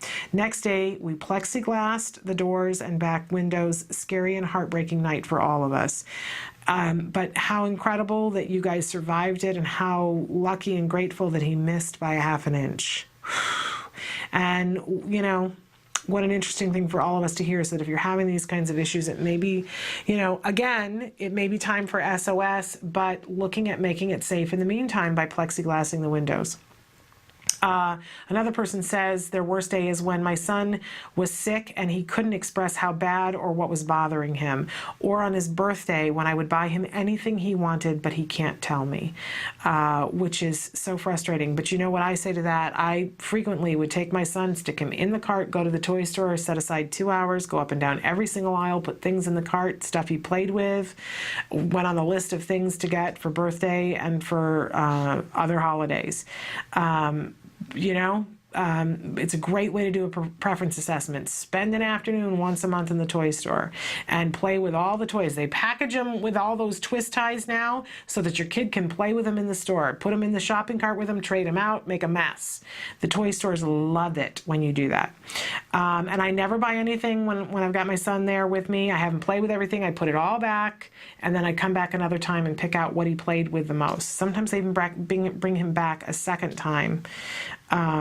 Okay, another person who says, here, the worst day was when a doctor who didn't know anything about autism told my mom that my autistic little brother was mentally retarded. When he's not, thank God. I made her go to an expert. My little brother is smart, wonderful, and a strong little boy who's grown a lot in the last 6 years. What a wonderful sibling you are. Another person who says, oddly, just recently, that their son is 19 years old and needed emergency surgery. No pediatric doctor was available, so since he was 19, they transferred him to an adult center across the street. They totally ignored that he was autistic, totally ignored he even had someone with him, never even told me he was out of surgery. Kiddo was back in the room, and I'm sitting waiting downstairs, scared to death that something's wrong. Unbelievable. Somebody who wrote and said, just one day, I have hundreds. And another who says the day of diagnosis. And another person who says that every day is hard, that they don't remember an easy day, that they have 2 autistic sons. And then another one that I want to read because we got to go to break, but every day is becoming an uphill battle as he gets older. His anger for some reason is getting worse, and we are trying everything and don't know how to calm him down. I don't want to medicate him, but I don't know if that is all I have to do for for our own safety. He is getting bigger and stronger, and I don't know what else to do. He is very high functioning and lovable, except when he gets angry. At school, he is an angel. I wish I could get good help. SOS. It's time to call SOS. Please, please, please contact SOS. We have to take a break, and when we come back, we're going to be joined by 2 filmmakers, Matt Blick and, I want to get it right, Tom Saxon, from the film Not Forgotten: Autism in the Ukraine. So stick with us, but please call SOS if you need help. Things can be turned around and fairly quickly. Back in a minute.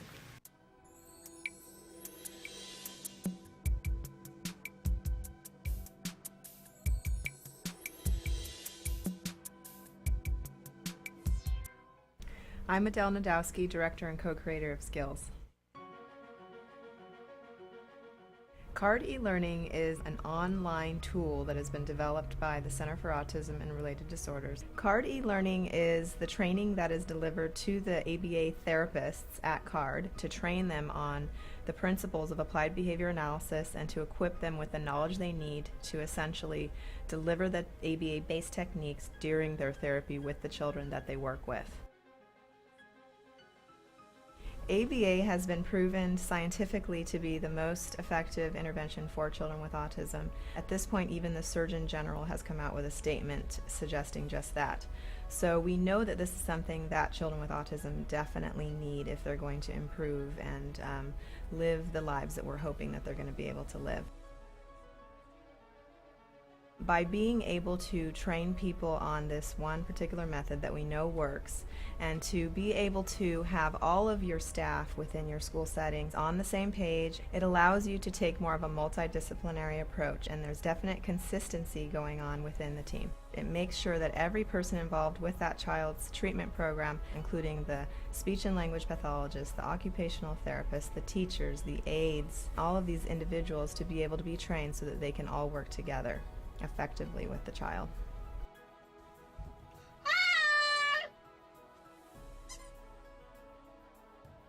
Parents that are using CARD e-learning can use it either to train themselves, and then after having done that they can implement different techniques with their child in order to teach new skills. But oftentimes parents might also be working either with an ABA provider, with a school, or they may have even hired their own therapist to deliver the intervention techniques. So CARD e-learning can be used either to collaborate with your school. It can also be used to train the therapists that are coming to the home of the parents, or it can also be shared with the ABA provider so that that provider can find out about it and perhaps implement it within their organization and train their staff. You can also do reporting for your organization. So you can actually look and find out which teachers are progressing, what their quiz scores are, and actually we can give you reports as well that will help you to compare the different teachers and their performances. CARD e-learning is really simple to use. You can log on to this as long as you have a computer, that's all you need, and an internet connection. And you can work on it any time of the day, anywhere that you're at. When you log on, you realize that right away. First of all, on the top of the page, there's a navigational tutorial. It's a how to use this page button. Simply by watching that video, it'll all kind of unfold in front of you, and it becomes extremely self-explanatory. CARD e-learning has 9 modules, and you can basically go through those at your own pace. You're going to be watching videos that are kind of like a storyboard with narration, but in addition to that, there's many different video clips of therapists actually implementing the techniques that are being described within the storyboard that you can also watch. And then of course you're able to pause, you're able to type notes right directly underneath the video that you're watching. You can save your notes, you can review them, and between each module you do take a quiz. And once you pass that quiz, you can go on to the next module. And then after you complete all of them, you have a final exam. And by completing the final exam and passing with a score of 85% or better, you will be given a certificate of completion. Let me show you how easy it is to use CARD e-learning. Welcome back to Autism Live. I'm Shannon Penrod. We're webcasting to you live from the Center for Autism and Related Disorders headquarters in Tarzana, California. One of the things that we talk about a lot on this show is how important it is for all of us to feel connected and whenever possible to do something for the world at large, right? And especially if it doesn't take a lot of time and doesn't take a lot of money. Well, we're about to be joined here by 2 gentlemen who are making a film. It's called Not Forgotten. It's about autism in the Ukraine. And they have something that we can all do today that can make a difference in people's lives halfway across the world. And I think that's something important to end a week on. So right now we're going to be joined by Matt Blick on the phone. He's the director of photography for the film. And via Skype, we're going to be joined by Tom Saxon, who I believe is the writer for the film. Are you both there? Yes, we are. Okay, great. Good morning. Thanks for having us. Thank you for being here. Tom, I'm going to start with you. I'm always asking about autism around the world, and not a lot is being said. What spurred you to go to the Ukraine and make a film about autism? Well, I've been traveling to Ukraine since 1999 on short-term mission trips. And in 2006, we began working with an orphanage in Odessa, Ukraine, which is in the south on the Black Sea. Odessa is the third largest city in Ukraine. So we were working with an orphanage, and an orphanage is not like we think of usually. Some kids live there because they don't have a place to live, but the orphanages are often the schools for a particular area. So we have been working with orphanage number 34, that's how they recognize them by number, in Odessa, and we discovered that there was a special needs class after we'd been there one time. And I have had some experience with working with children with autism probably about 15 years ago, when I used to watch a child with autism while the parents were able to do something else. So I've had an interest in autism. So we found out that this classroom was 9 nonverbal children with autism. And the teachers there were doing probably, I would say, more childcare than anything else. They were not trained. They were loving to the children. And so we discovered that they would allow us to come back with some professional people. So my friends here in Birmingham, Alabama, who are specialists in autism, would go with me year after year, and we would do mostly training for the teachers, and then the third year we were there, we asked that all the parents come, and so that we could help the parents. And we discovered that autism is a big, big secret in Ukraine. In fact, as shortly as 10 years ago, it was forbidden to diagnose anyone with autism because it had such an stigma about it.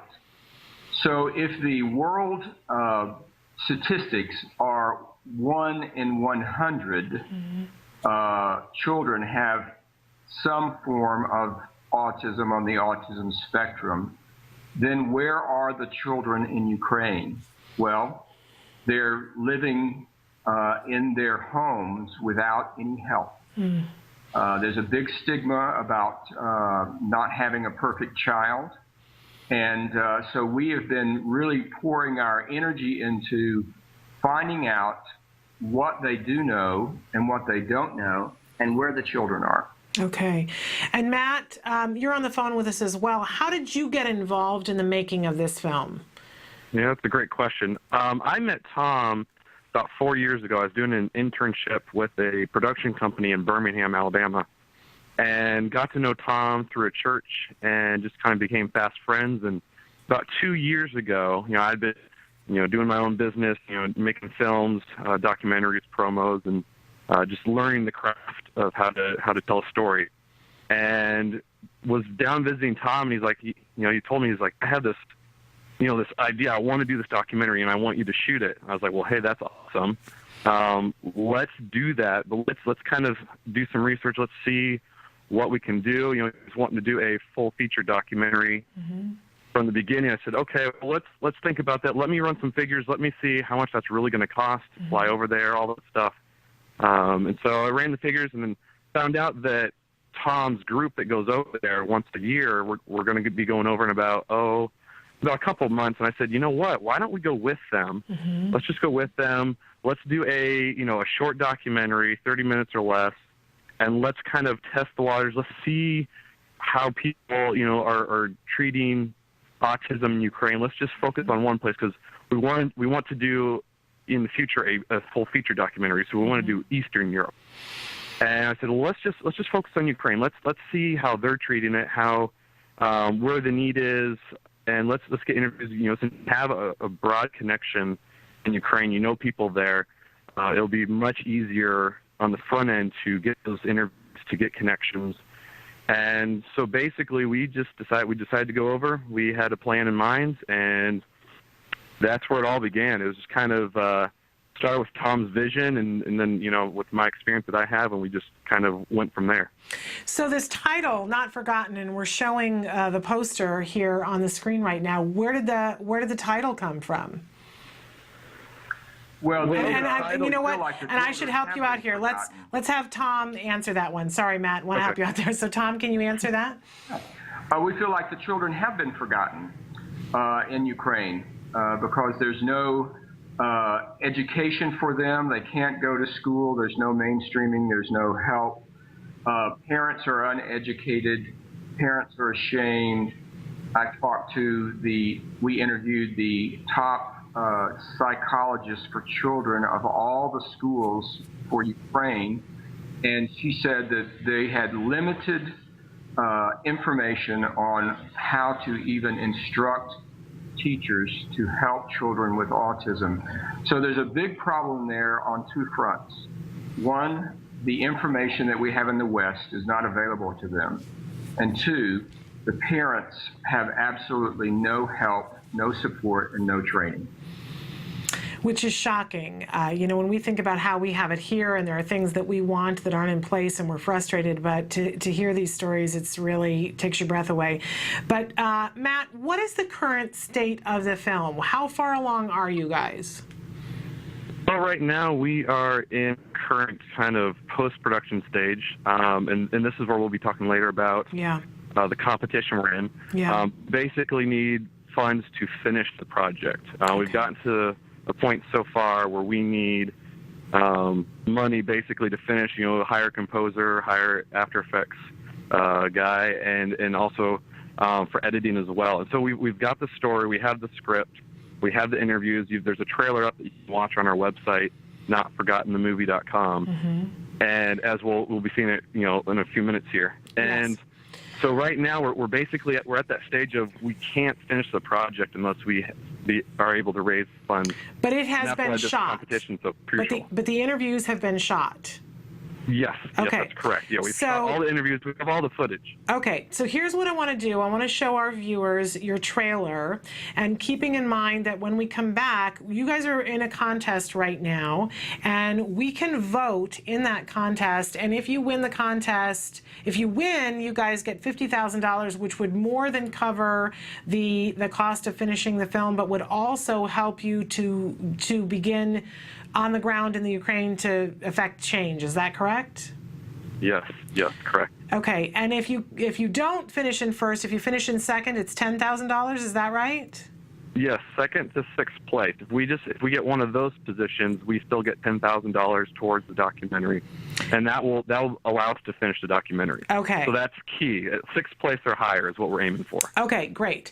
So we're gonna take a break here and just show you the trailer from the film. Then we're gonna come back and talk to Tom and Matt, and Matt's gonna tell us specifically which button we push to vote for them, so that we can at least get them second to sixth place. But I'm pushing for first place because those kids in the Ukraine are not forgotten, and you and I can do this together. But take a look at the trailer for Not Forgotten: Autism in the Ukraine. The services overall in Ukraine are significantly behind the services that are in the States. If I had to put a number on it, I would guess about 40 to 50 years behind where intervention is in the States. At least 10 years ago, in Ukraine, the diagnosis of autism was nearly forbidden. I think that in my experience in Ukraine, the level of knowledge of autism is very small.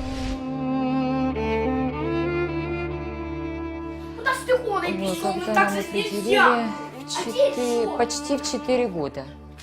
А до этого у нас была гиперактивность с аутическими явлениями. Жалости нету к нам, что вот у нас был ребенок, то как-то так вот привыкли и все. Да, вот он наш. Ну, у нас еще просто одна проблемка. У нас 9 месяцев начались суды.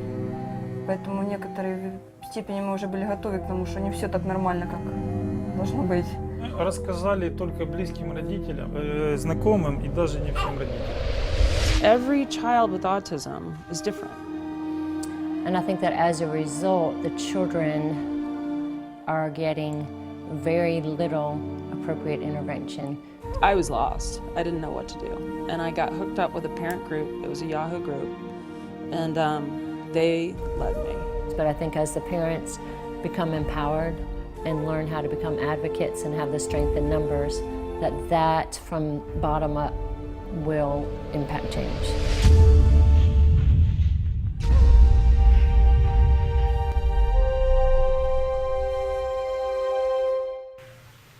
So there you have it. There's the trailer for the film Not Forgotten, the untold story of autism in the Ukraine.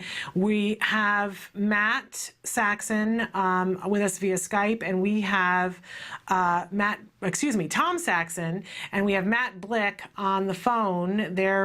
Matt is the DP on the film, and Tom was writer.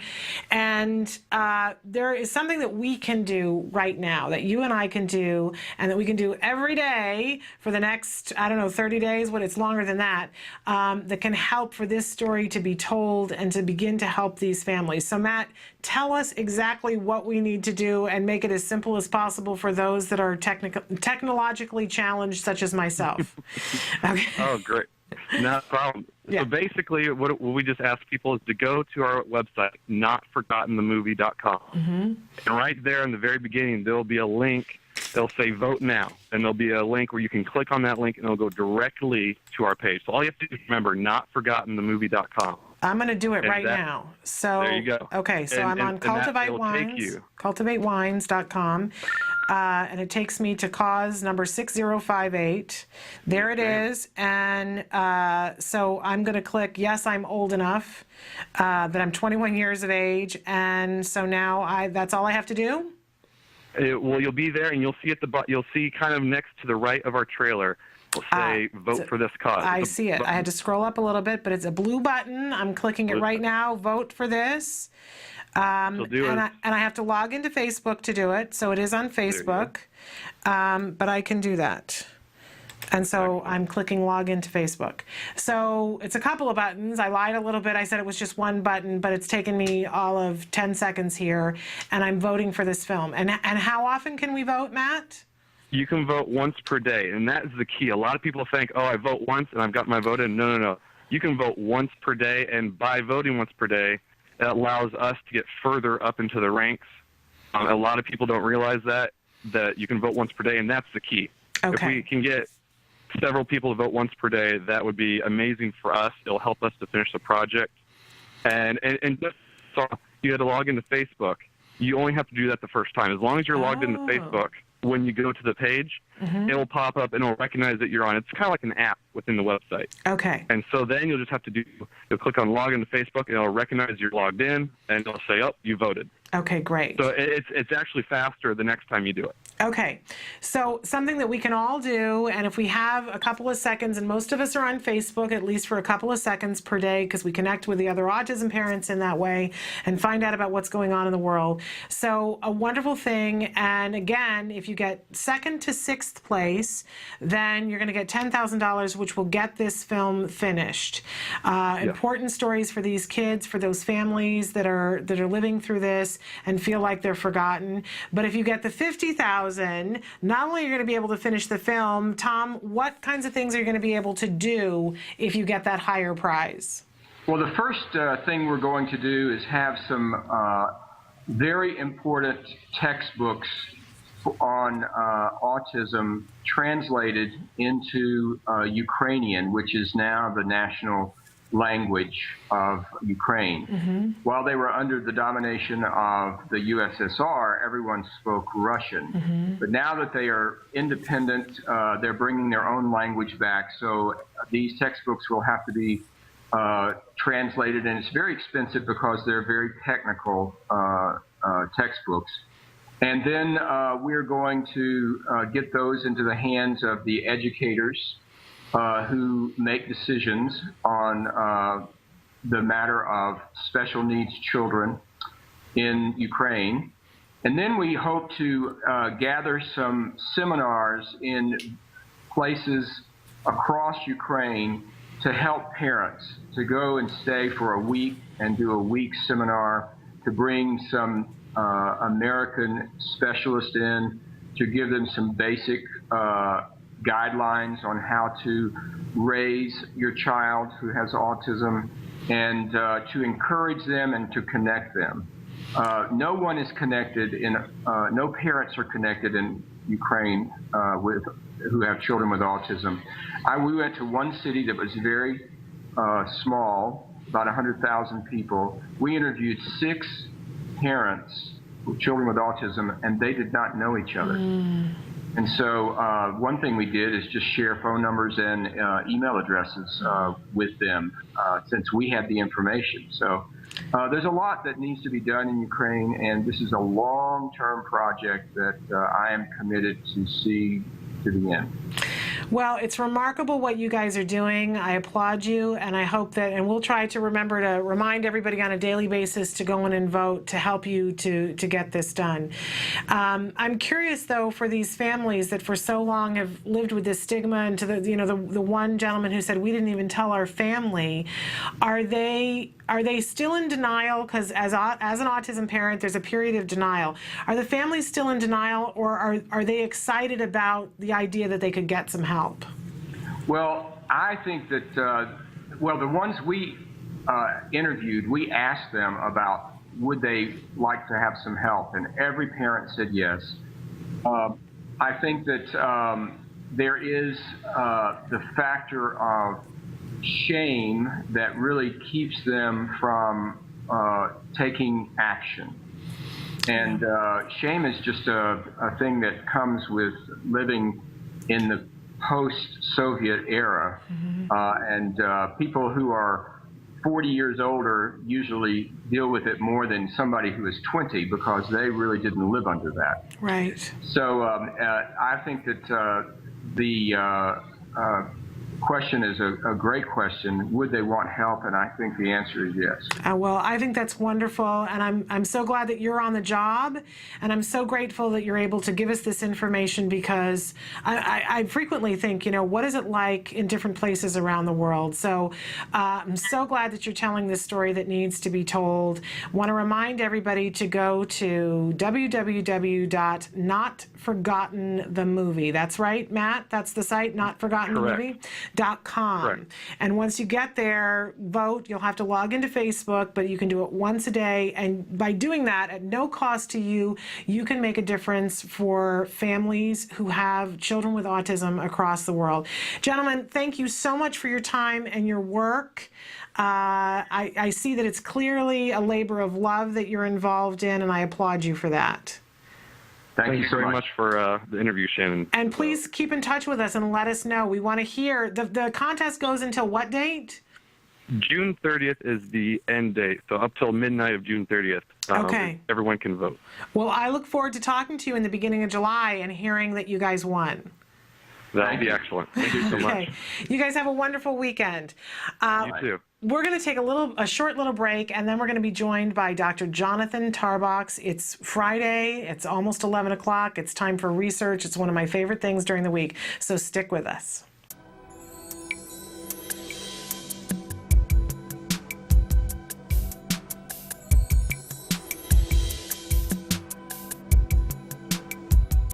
My name is Monique Erickson. I'm a senior supervisor here at CARD in the training department.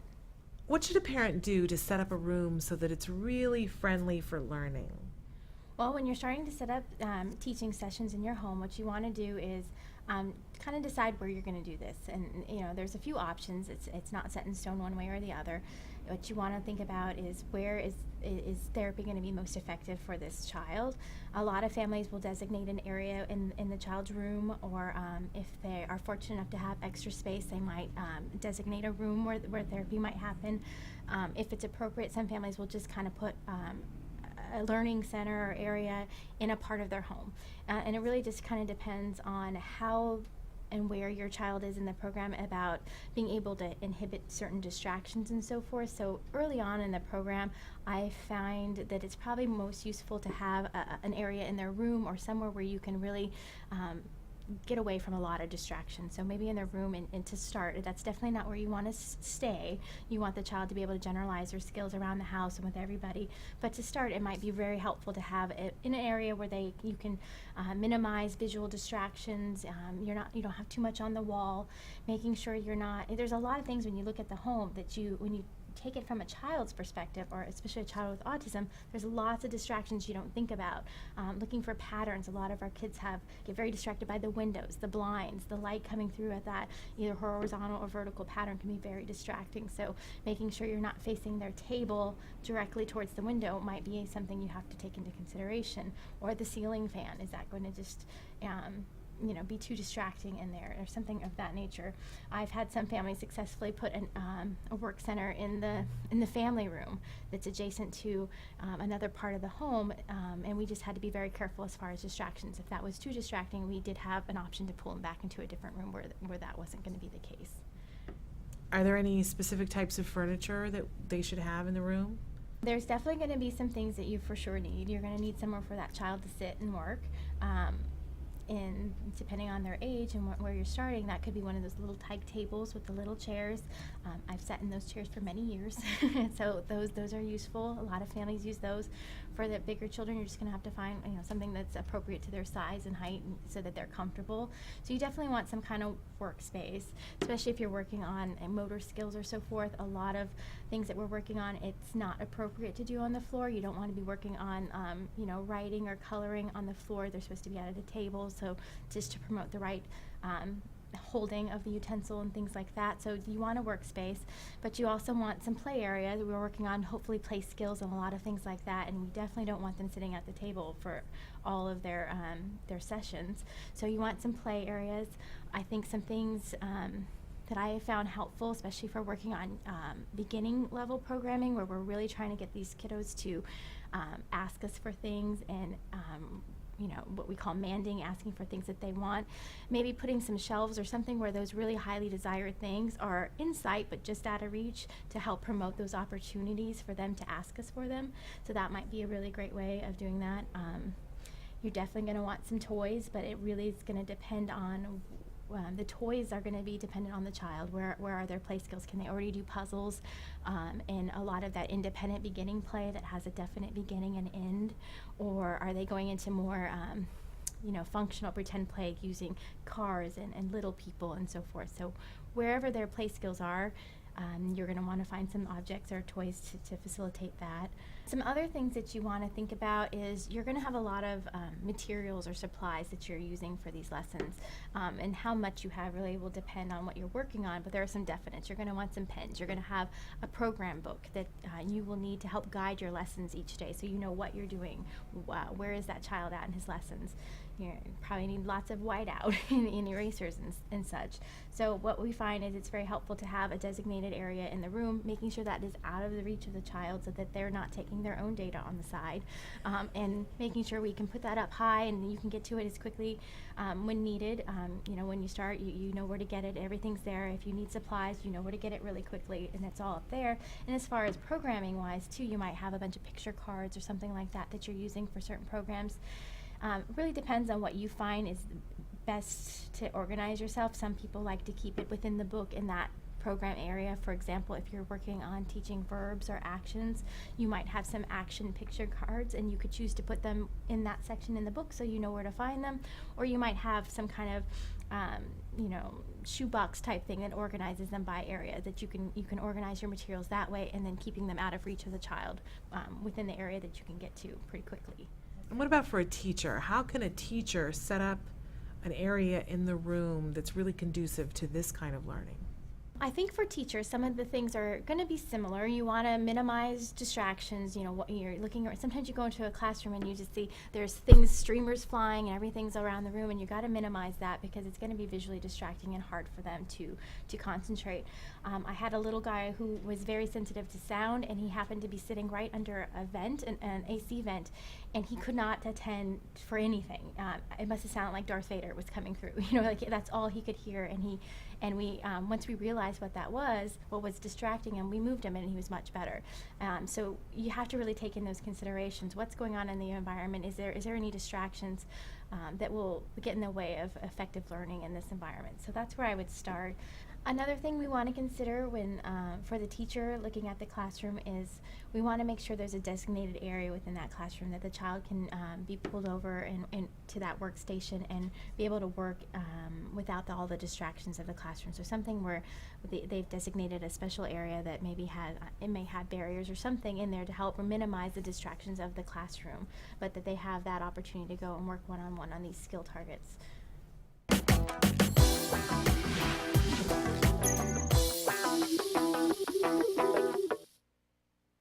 Welcome back. It's Friday. It's 11 o'clock. It's actually later than 11 o'clock, but it's time for research with Dr. Jonathan Tarbox. I always say I love this time of the week. It's the perfect end for the week to have you come in. Thank you. And explain things to us. I always have a good time, too. And sometimes we talk about things that are not fun, and that's pretty much what today is, but I always feel better after I've talked to you. One of the things that I asked Dr. Tarbox to come in and talk with us about, because it's been in the news so much in the last 6 months, this whole idea of scream rooms, that some schools are having them and people call them different things, but we've seen in the last 6 months the padded rooms that people are sticking kids in, the plywood boxes, the cardboard boxes, the duffel bags.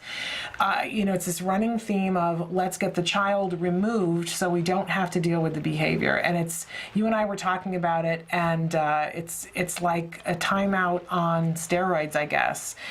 This whole idea of putting the kids someplace else. And so I kind of wanted to know from a research perspective how effective the idea of a timeout is, and this whole idea of people not understanding and feeling like they need to restrain a child. If you could enlighten us in terms of your experience and research, that's a lot. That's it's like go.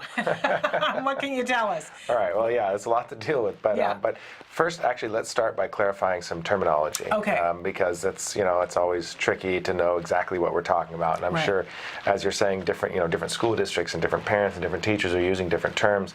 Let me say off the bat, I'm not an expert in scream rooms. I'm not sure exactly where that term came from. I guess the idea is let the kid kind of scream it out and kind of get out there, express their aggression or something like that in a way that doesn't hurt anyone. Including that. So let's just define some terms that are real terms. One is seclusionary timeout. Okay. And that's where you place someone in a separate area. It's timeout from positive reinforcement. So you take them out of their normal environment, which should be full of positive reinforcement, and you seclude. Should be. And you seclude them in a separate area against their will, generally, and that can be done as a consequence for behavior, in which case it's a punishment procedure if it actually works, or it can be done as an emergency intervention. So that's another distinction that's kind of important to make too. A punishment procedure or an intervention therapeutic procedure versus an emergency procedure. Something that you're doing temporarily that is not intended to actually help the behavior or help the individual in any way, but is simply done as an emergency procedure to prevent injury is usually referred to as an emergency intervention or emergency procedure. So that's something where the goal is not to actually make the problem behavior decrease. The goal is not to increase some other alternative behavior. The goal is not to help the person in any way. It's simply to prevent destruction from happening in the moment. So prevent the individual from hurting themselves or from hurting someone else or engaging in property destruction that's so large that it could result in injury. See, I can already see why we have a problem because I can see where people are confusing the two. Oh, absolutely. Already. It's very common to confuse the two. And frankly, every state that you're in has different regulations regarding the difference between these two procedures or two types of procedures. And even within each state, oftentimes each school district or each county will have its own regulations. And even within different ABA agencies, they have different ways of doing things. So it is extremely confusing. But the distinction is somewhat important because when you're doing something therapeutically, it needs to be something that's ethically justified. It needs to be something that has research support. And it needs to be something that's likely to work, that you have some reason to believe is actually going to help the person, right? It's going to decrease their challenging behavior and increase an alternative behavior. And if we're talking about problem behavior, we should be talking about the function of the behavior, right? So if it's a therapeutic intervention or a part of the BIP, it needs to be something that addresses the function of the behavior and therefore will decrease the challenging behavior because it actually deals with the function of the behavior. So let's talk about some functions that timeout could be good or bad for. Okay. And as I know your viewers are probably experts by now on the different functions of behavior. Well, people said this might be their first time watching, so we start at the beginning. Review, so to quickly review, attention is a real common function of behavior, and that means the child is engaging in the problem behavior in order to get other people's attention. Okay? And not always positive attention. In fact, usually it's negative attention. So basically, the kid is trying to get a rise out of you. The kid is trying to get you to reprimand him, is essentially what it comes down to. Then there's escape as a function of behavior, which means the child doesn't want to do what you're asking him to do, and so he's engaging in the challenging behavior to try to get out of having to do it. So if you ask me to do my homework and I throw my homework and then you give me a break because you see I'm frustrated, then you're basically giving me escape from the homework. And so that could actually be one of the reasons why I'm doing the behavior. Tangible is another function, and that's where an individual is trying to get access to something they want. It could be a preferred toy, activity, food, things like that. So the classic example is the kid in the grocery store crying in the candy aisle until mom gives him the candy bar, then the kid stops crying, right? So the function there is to get the candy bar.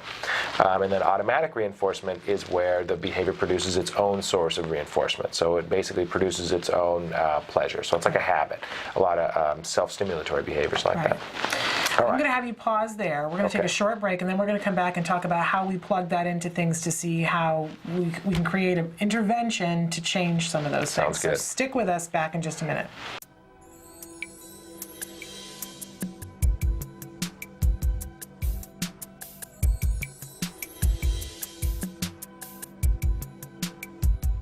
Welcome. We're here with Cecilia Knight. She is the Director of Training for the Center for Autism and Related Disorders, so it's a rare treat to have her here. And right now I want to talk about self-stimulatory behavior.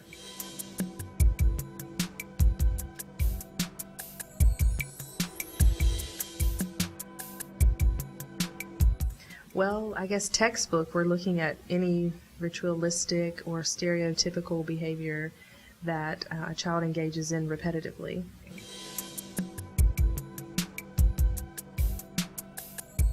The thought is the more appropriate replacement behaviors that we teach, the more those items become more reinforcing and give the child access to whether it's visual stimulation or auditory stimulation or tactile stimulation. So those now more appropriate activities would be more reinforcing. So it's important to teach something that competes and that is more fun than engaging in the self-stimulatory behavior.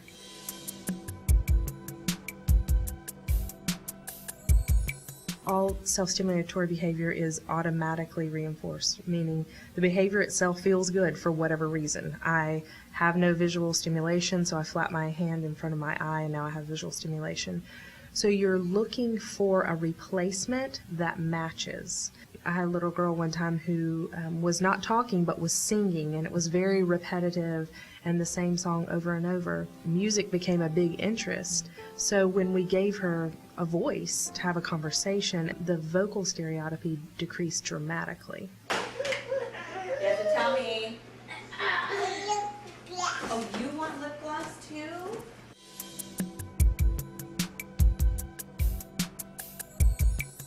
Do you find that sometimes parents are hesitant or resistant to replacing a self-stimulatory behavior? Yes. It's very difficult to always be looking out for that self-stimulatory behavior. I do think you have to help a parent understand that those things like riding the scooter will eventually replace the self-stimulatory behavior. A lot of us have been there. That's not where we want to be. It just felt like, wow, I'm going to take away the thing that makes him feel okay, and he's working so hard and doing this. But also know that that's the point of intervention, is not to take away all the things that are reinforcing to the child, but to give them other options that are more appropriate. It's difficult to engage with your child many times in a self-stimulatory behavior because there's a pattern or routine, and it's hard to engage with them. So trying to bring them into activities that are reinforcing with others. Where did they go? Oh, nice job. He needs a nose too. Where does his nose go? What else? What else does he need? This is my potato. Welcome back to Autism Live. It's Friday, so we have Dr. Jonathan Tarbox with us. He's the head of research and development here at the Center for Autism and Related Disorders. Always a thrill to have you here. Thank you. We're talking about timeouts, and I just want to recap a little bit because we were talking about two different things: emergency procedures for a timeout, and then the other one, seclusionary. Well, the distinction is between procedures that are done just as an emergency measure, not to actually help the behavior in any way, but just to keep people safe, versus treatment procedures or therapeutic procedures that are part of the BIP, part of the individual's behavior intervention plan.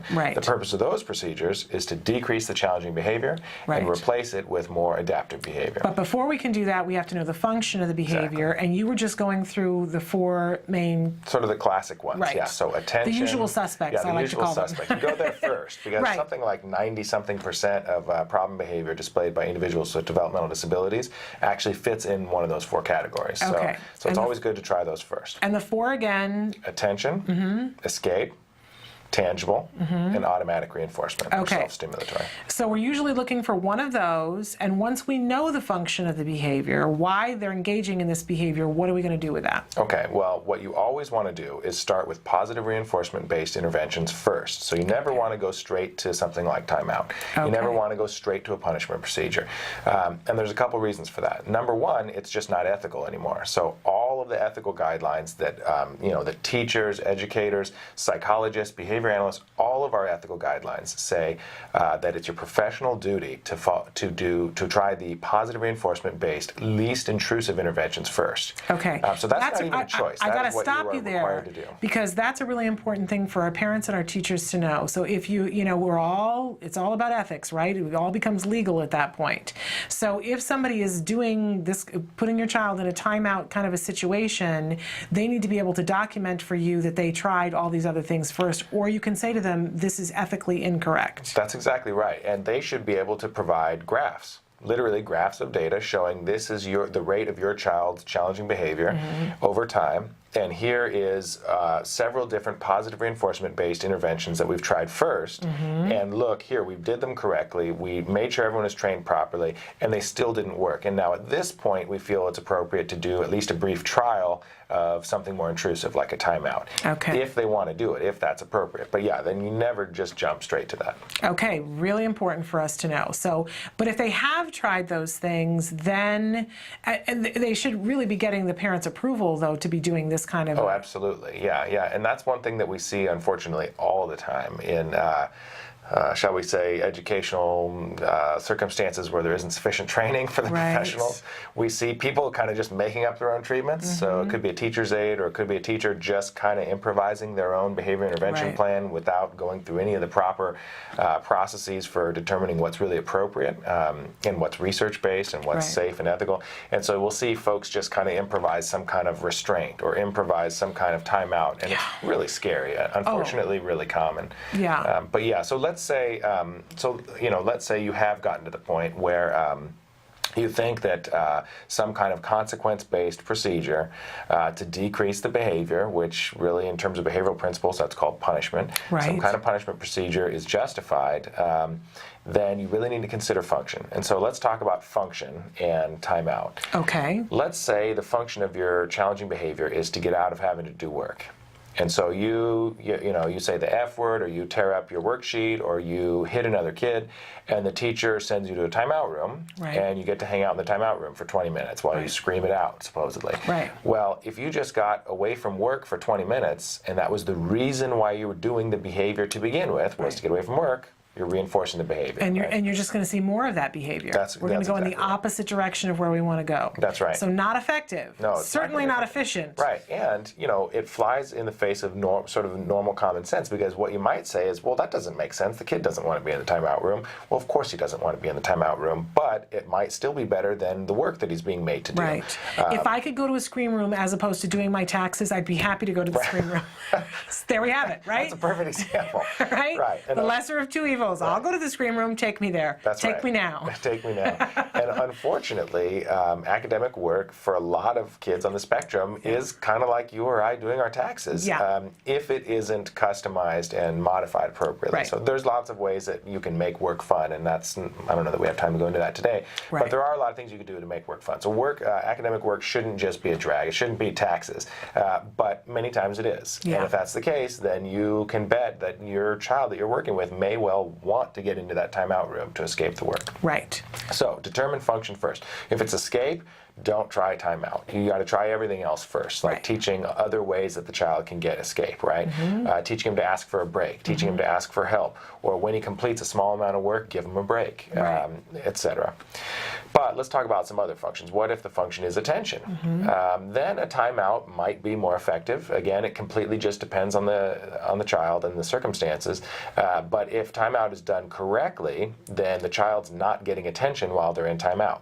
Or on the way to, this is one of the things where I have an issue. If the scream room is across the campus and this child is having to be taken kicking and screaming to the scream room and it's attention driven, then we just gave it a bunch of attention. That's exactly right. And one thing I see all the time is folks don't realize that just because you have to interact with a person doesn't mean you have to give them a ton of attention. So let's say you are transitioning a kid to another classroom or to a timeout room or a scream room or whatever you want to call it.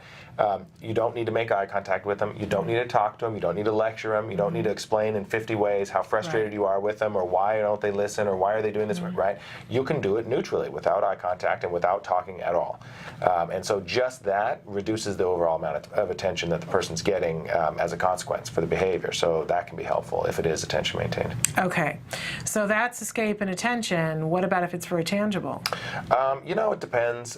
You better make sure they're not getting that tangible item in the timeout room. It doesn't really address the function at all. Like, timeout for escape, it addresses the function, but in the opposite way. It's the opposite of what you should do. Timeout for attention addresses the function, and if it's done right, at least is addressing it in the right way by not giving the person attention. Timeout for tangibly maintained behavior is just kind of irrelevant to the function. So again, it really should be the last thing you should do is go towards something like that. And I would think for things that are self-reinforcing, if they're given time in the timeout room, they're going to have more access to be able to do whatever it is that was reinforcing. Well, that's a good point. So for automatically reinforcing behaviors or self-stimulatory behaviors, if they're able to do the behavior freely in the timeout room, then that's probably not going to be a very effective punishment, because you're giving them exactly what they want, more time to do the behavior. So what I'm hearing is that the only possible place where a timeout could even potentially have purposeful meaning and be effective is when it's attention, and it has to be done correctly. And as a former teacher who dealt with challenging kids,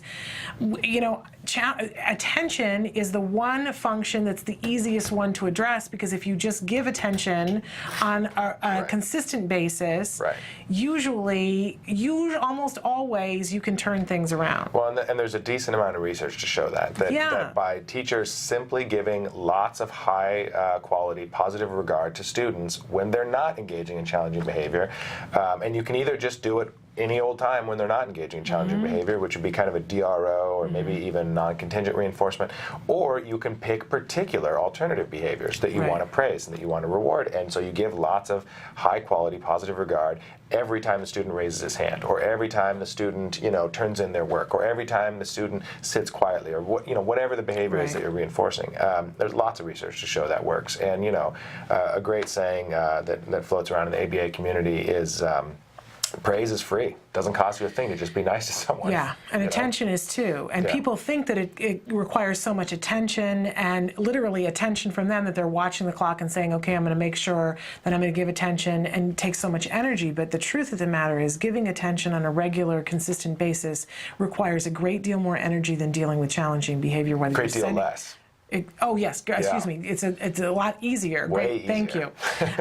Yeah, it's way easier to give attention than having to escort someone to a scream room. Yeah, and I think when people object to procedures like that, like, oh, that's going to be too difficult, it's going to be too much effort, they're forgetting that if it works, it's not that effortful. It's easier because it is. It's much they're easier. probably picturing, oh, I have to deal with a huge tantrum and be nice constantly at the same time or something like that. That's not the point. Is if you're doing the procedure and it works, you're going to deal with less challenging behavior. Absolutely.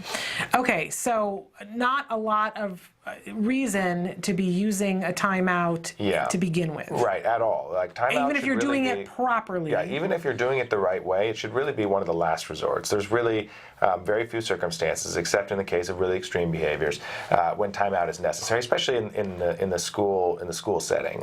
You know, you watch Super Nanny, and she basically uses timeout as punishment for pretty much anything that a kid does in terms of misbehavior, and it does generally work in the home setting if you do it right, and you know everything like that. But in the school setting, it's very, very, very, very rare that you really need to use timeout. It almost always can be addressed successfully without it. Okay, so that's when it is therapeutic in nature. Right. But here we have these other circumstances, because I'm guessing that some of the schools are saying that, oh, this was an emergency procedure. Right, yeah.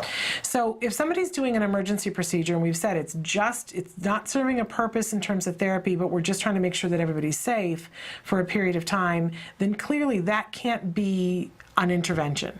Right, yeah, I mean, by definition, that's not an intervention. It's just a Band-Aid for the moment, you know.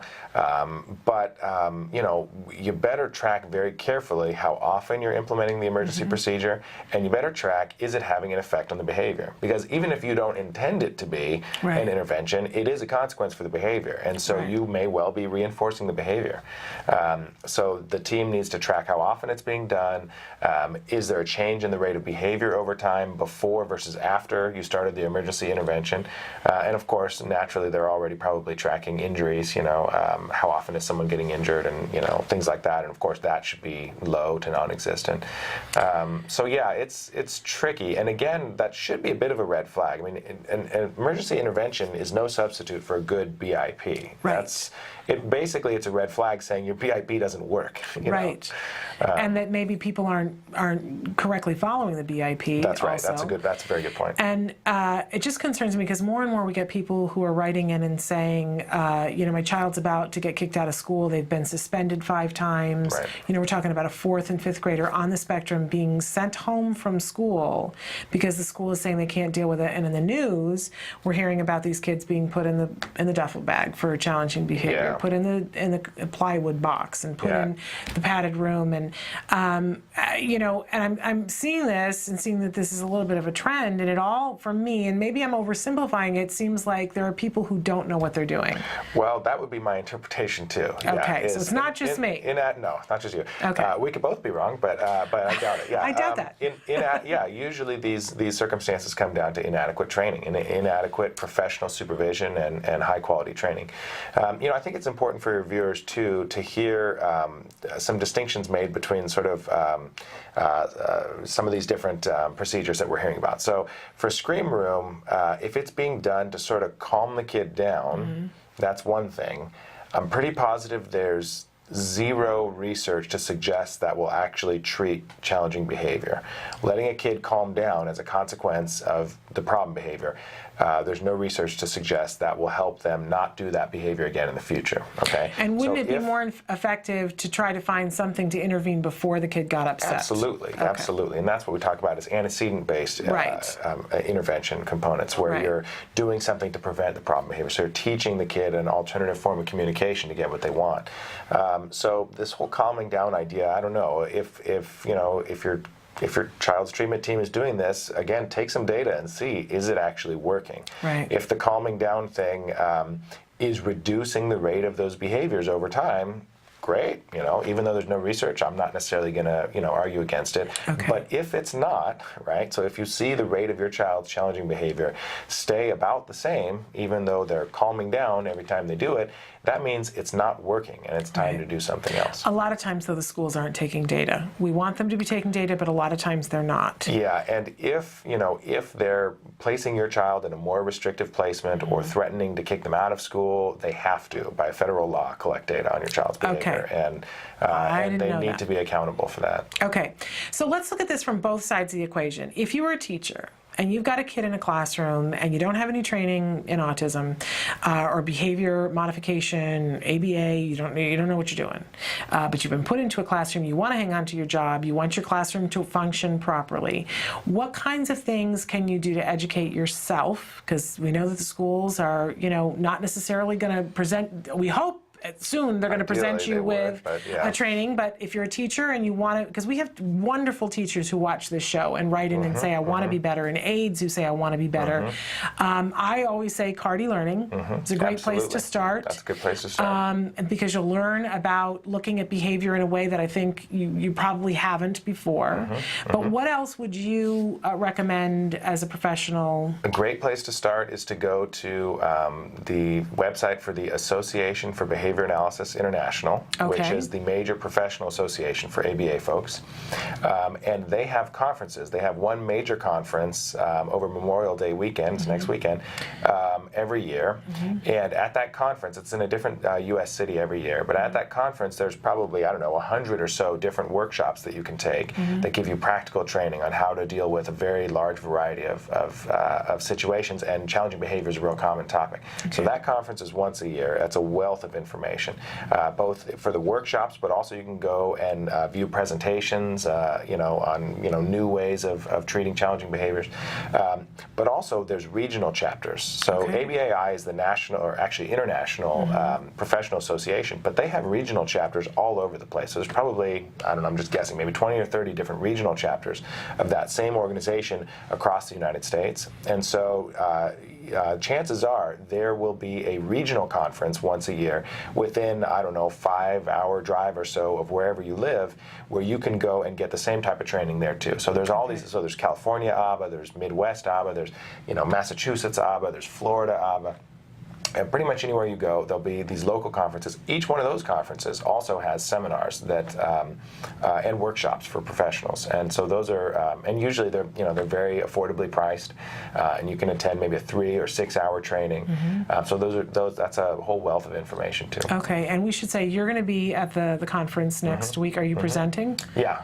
You know your topic already? Yeah. Actually, I'm geeking it out this year. I'm presenting 2 different presentations on sort of analyzing the philosophical foundations of behavior science. So dealing with real basic issues like what is behavior, what is functional relation between behavior and environment, what's the nature of what we do in our science, and what topics are valuable and what should we be studying, sort of future directions for our science in general. So actually nothing to do with autism in particular. Interesting. But just more general science stuff. But I'm also going to be there. We're taking the show on the road, so we're going to meet with some people and interview some people and get you the lowdown about what's happening there that we'll report back to you in that week afterwards.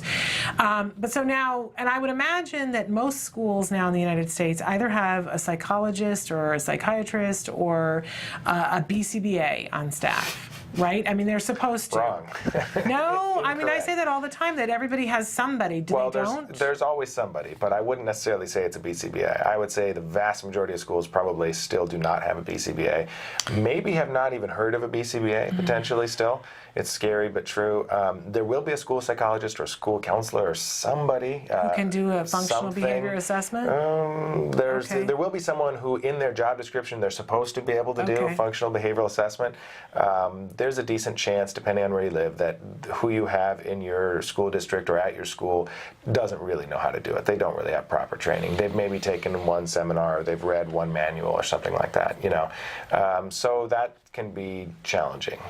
Well, I would at least, as a teacher, be finding out who is the person. When I was teaching, I was always, who is the person that can help me with challenging behaviors that I can run things by. And maybe you'll find out the best of all possible worlds that you have a BCBA who actually has some training with autism, if you've got a child with autism in the classroom. Let's talk about on the flip side, though, for the parents. Sure. So you're a parent, and you're getting notes coming home from school saying, Johnny is not not behaving, and Suzette is being put in the scream room, and Beth is doing this, and we're going to change the placement. What kinds of things can we be doing and asking for? We ask them what the data is. Yeah, here's sort of a general tip, and I kind of feel like I'm always bad-mouthing the American education system when I'm on your show, and I certainly don't need to be. And I think people know where I come from, too, that I think 99% of the people who work in the education system mean well. Yeah, they're there because they want to be. But if they don't have the tools, they don't have the tools. How, if I were going to have to fix your car, and I haven't had the training, and I don't have a screwdriver that's going to do it, how good of a job am I going to do? Right. I can be very well-intentioned. Right. So, and I think teachers who are really good and on it, they know, and they're looking for answers. I think, unfortunately, your mechanic analogy is good because a lot of American education is in a situation where there aren't any other mechanics that do know how to fix the cars, so they're the only ones that deal with the car. And you kind of get the car and it still doesn't work, or it's being fixed improperly, or and it's, you can't really blame them. Like you said, they don't have the training, and there isn't another mechanic standing by to do it for them. So what I was going to say was sort of the major general, picture that we get from parents all the time, and there are exceptions to this, but I would say this is probably the rule, is you got to just demand. You got to be pushy, and you got to be demanding, and you have to stand up for your kid getting the best quality possible treatment, the least restrictive placements, and the best quality opportunities. And if you don't demand that, you're not going to get the best. And that usually is how it works. And that's unfortunate. And, and again, the school district folks are not bad guys. There's a limited amount of resources. They don't have time to do everything they need to do. They don't have the money or the funding to provide every child with the services they should probably be getting. And they probably don't have the training. So, what are they going to do? Of course, they're going to give the squeaky wheel the grease. Right. And we do need to do that. We need to be the advocates for our kids. It's unfortunate. Early on, we had such guilt because we would fight for things, and from time to time when we didn't have a tape recorder going, somebody would say, well, there was one person in particular who said, well, because we've paid for an aid for your son in preschool, this school is not going to be able to afford computers and books for the next 5 years. Wow. Yes, wow. She literally, and I said, I want you to stop for a second and consider what you just said to me, because that's not my problem. Yeah. And I said, I didn't birth the rest of these children. I didn't bring them into the world. And so that's not my problem. That's your problem. My problem is this child. I brought him into the world, and he's my responsibility. So don't try to make me feel bad for showing up for him. And then, of course, I went home and cried and thought about all the computers for the other kids and had that guilt. Well, yeah, and said, you're going to have that guilt, but that can't change you from doing what you need to do for your child. That's right. Period. So, you have to be demanding. For our kids. So the first thing is, show me the data. I want to see the data. How often is my kid doing that behavior? This particular behavior that is supposedly ruining the whole classroom and making my child get a more restrictive placement, let me see the data. I want to know how often it's happening. I want to know under what conditions it's happening, and who's collecting the data, and how do we know those data are really accurate. And then I want to see a functional behavioral assessment, and I want to see that it's done by someone who's an expert and who has experience doing it. And then I want to see the behavior intervention plan. Absolutely. And I want to see somebody execute it. That's right. Do they know how to do with quality, and the behavior intervention plan needs to be related to the function of the behavior. What we see all the time is an FBA is done, but then just sort of a standard behavior intervention plan is applied that actually doesn't even reference the function of the behavior. And so it's just kind of, well, this is what we do for all kids who are a pain in the rear, and it seems to work, so we'll try that, Cookie cutter. Yeah, cookie cutter, exactly. So very frustrating. Okay, we should take a break, but when we come back, we'll talk about this, and I want to talk a little bit about the idea of restraint, too, and the history of restraints and what works and what doesn't work. So stick with us, more with Dr. Jonathan Tarbox when we come back. Mostly the behavior started at night, but it was invading the day, where he would just speak one syllable and babble and pace around. When she was a year old, she lost speech. She did never seem to request me for anything, even for food.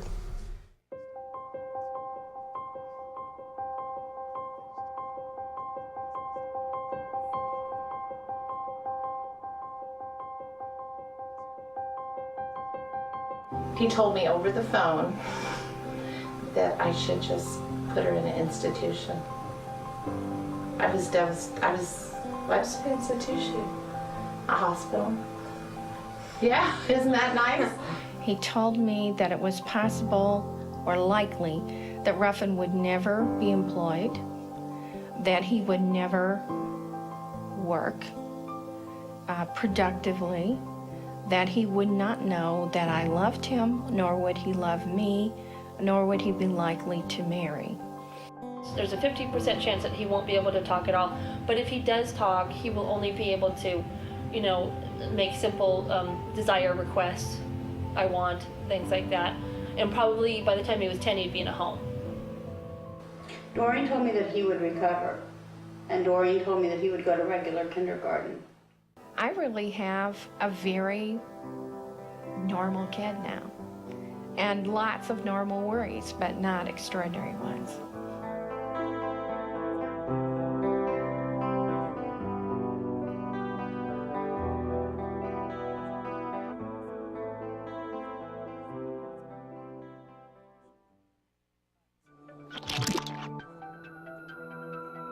My name is Deli Popola, and I'm one of the creators of thehotspot.com.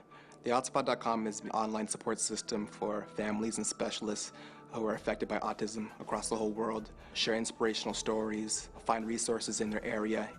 Hope you can join.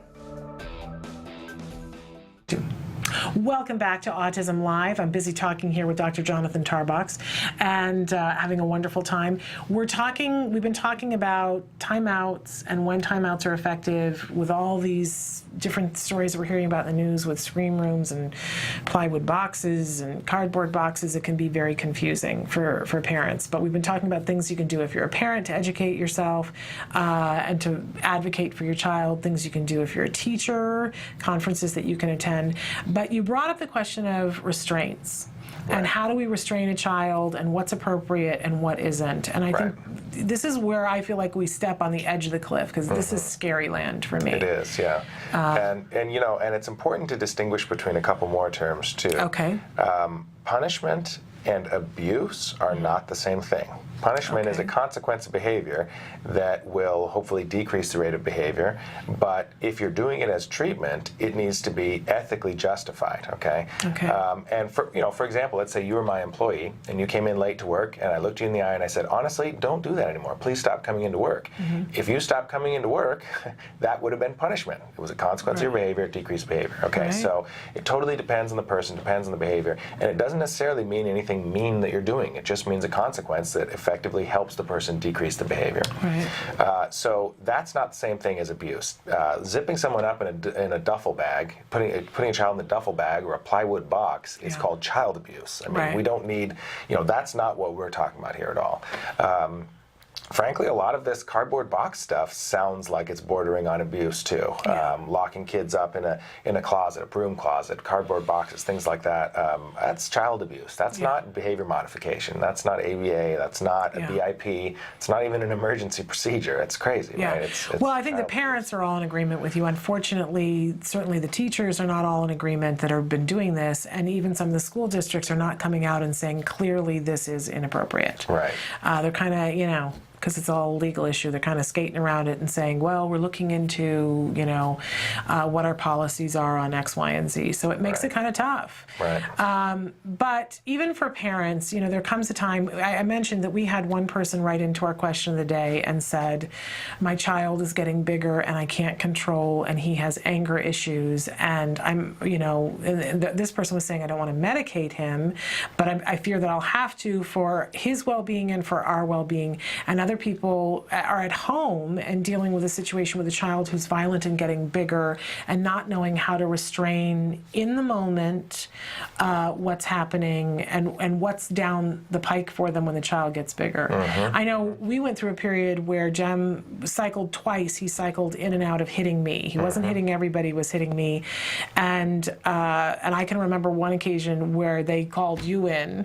You and Art came to the clinic room because I said, that's it, guys. guys, I'm right here, something bad's going to happen, because I'm, I was in tears and saying, somebody help me, I'm, going south, I can't be hit in the head anymore, I can't, I couldn't take it much more.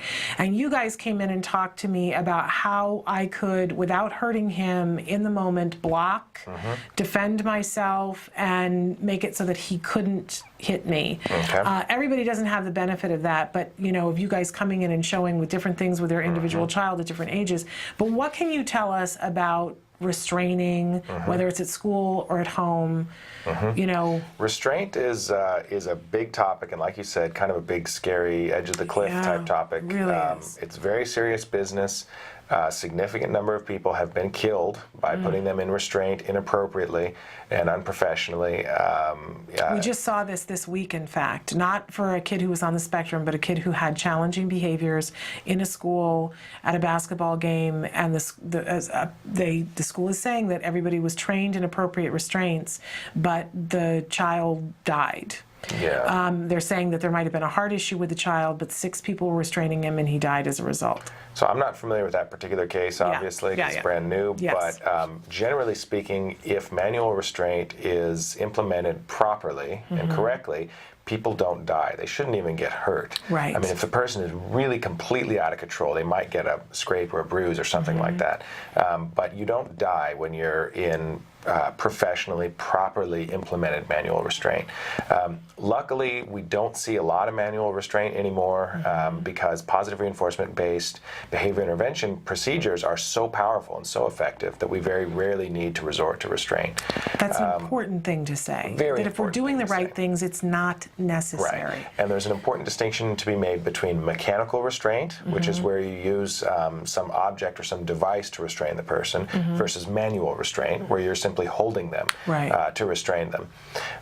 Mechanical restraints aren't used very much anymore, but they used to be things like straitjackets, handcuffs where you'd cuff to a belt around the person's waist, or they would, strap someone to a gurney, that kind of thing. We don't see a lot of that anymore.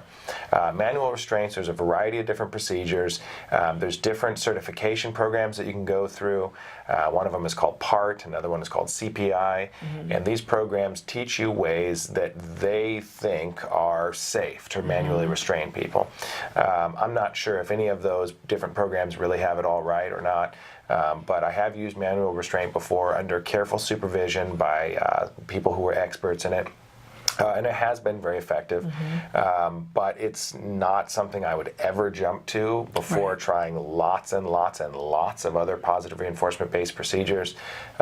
Generally speaking, it only needs to be done as an emergency intervention, only if someone's actually going to get hurt.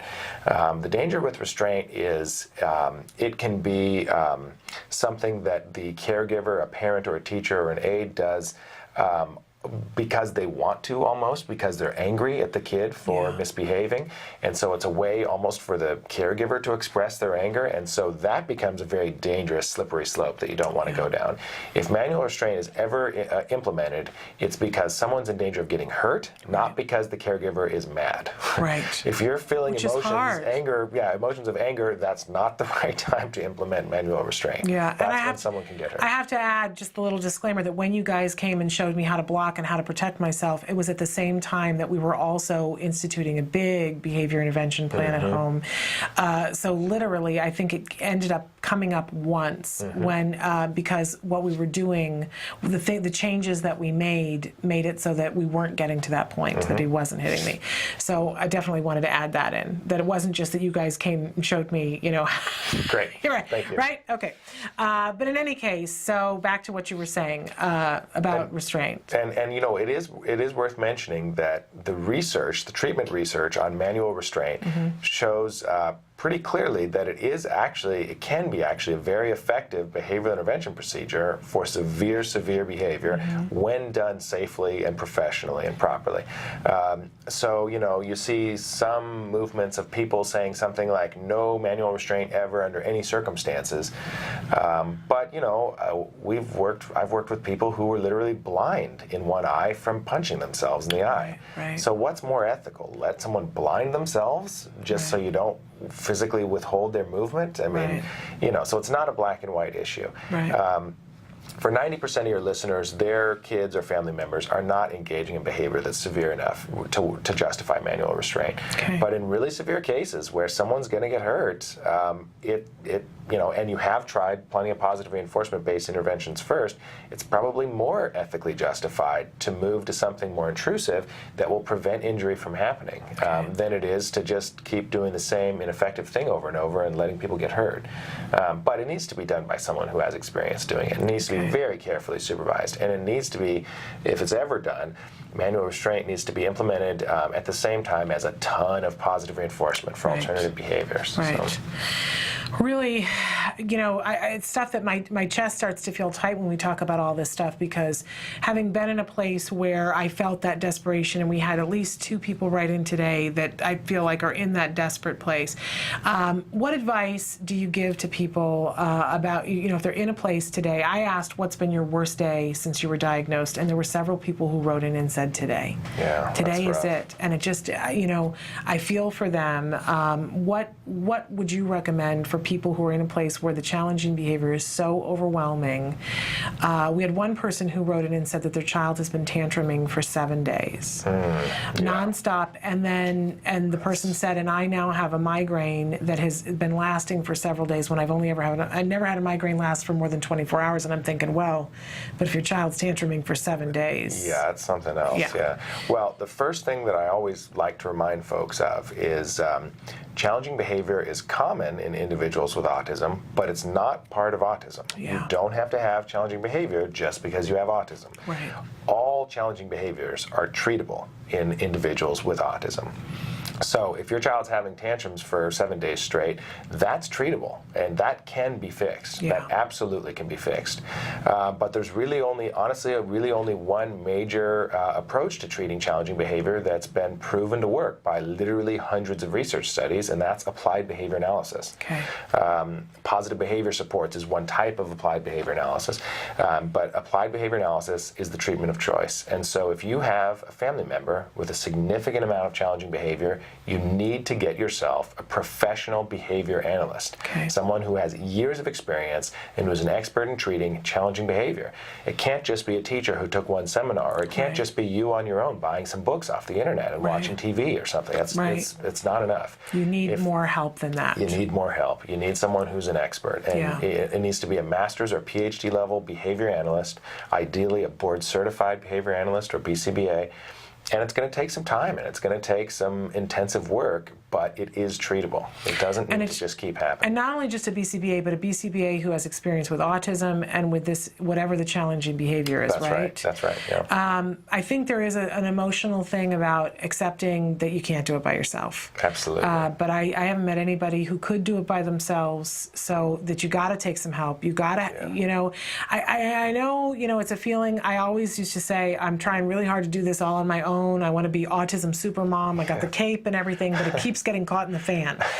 Not working for me. We can't do it by ourselves. We can't. And I think that's the first step, is accepting, all right, this is out of control. And the second step, realizing I can get some help, but you got to ask for it. Yeah, you got to ask for it. And there are plenty of people who can help you. I mentioned SOS, that's a great place to start. You can also go to, if our SOS services here for whatever reason can't help you, if they're too long of a wait list, or we don't go to your area, or whatever it is, you can also go to the Behavior Analyst Certification Board's website, bacb.com, and click on the link. I believe it says for consumers, and it's a certificate registry. And so you can look up by state, maybe even by zip code, all the BCBAs in your area, and then you can contact them through the website. So there's no reason to go, to try to go it alone. There is help out there. Awesome. Thank you. This is a wealth of information for people. I've learned some stuff here that I know I'm going to be talking about more on the show. So thank you so much. Happy to be here. We're not going to be here with you next Friday or the Friday after, so it's going to be 3 weeks before we see you again on the show, but we'll look forward to that.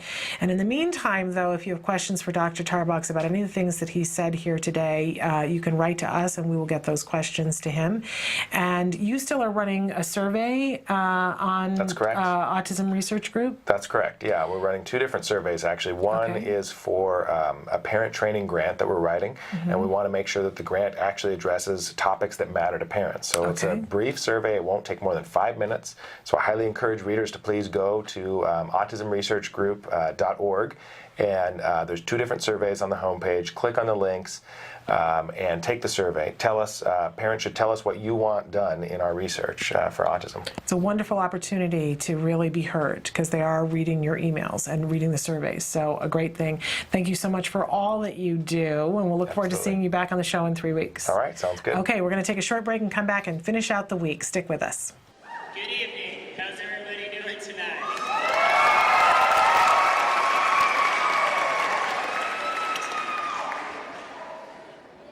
My name is Brett Myler, and I recovered from autism when I was 8 years old due to the extraordinary and selfless efforts of Dr. Doreen Grant-Bichet, Kathy Visconde, Evelyn Cumm, and many other amazing therapists.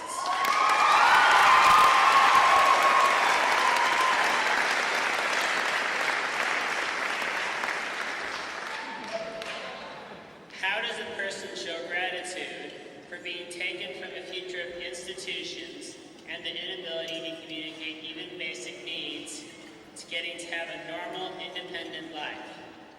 What do you say to the people that gave up so very much to give you that life? Since I was 8 years old, my parents have always talked about this. If we saw a clearly autistic person now in public, it was always, do you realize that would have been you have done for Doreen? Or, imagine what your life would be like if they hadn't decided to be therapists and had done something else with their lives. Or, do you know what those people sacrificed? How much they gave up to get you here? Of course, I always agreed with them because in my head, intellectually, I understood that all of it was true. But I never really felt it. In my gut, in my heart. I never really felt how great a gift I had been given because of what they had sacrificed for me. Well, I don't know why it took so long to happen. At least it did. And I finally felt a massive sense of gratitude in the pit of my stomach, in my heart for what they had done for me. It was about 9 months ago. I was 18 years old and I had a really great day at work. I was just made Employee of the Month at the grocery store where I work. I had just gotten my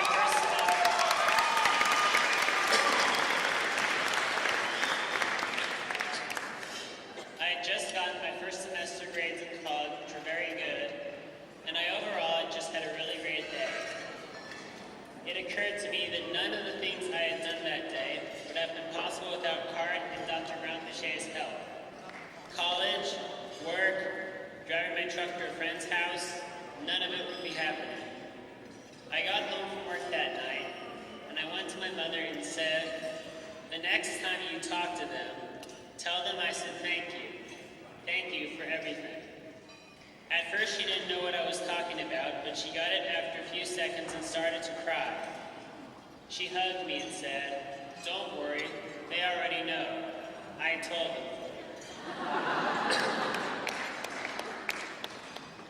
I'm told, but I don't really remember, that when I was 4 years old, one of my therapists really liked the song by the band Oasis called Wonderwall and taught me how to sing it. I guess it was super funny. My mom always heard my struggles with the words of that song, and they dedicated it to me when I graduated from high school. I thought it was nice, but what is a Wonderwall anyway? My mom said it's someone who gives up everything to do something that everyone else thinks is impossible. From what I have been told, it has been a very hard fight to get this kind of care funded and accepted to the point that it is now. And I have been told that CART has had a major role in getting this kind of care to many, many children. I thank you for all that you have sacrificed to help me and those like me. So, at this time, I think it is only fitting to dedicate those same words from the song Wonderwall back to CART, and especially to Dr. Doreen Grant-Bichet.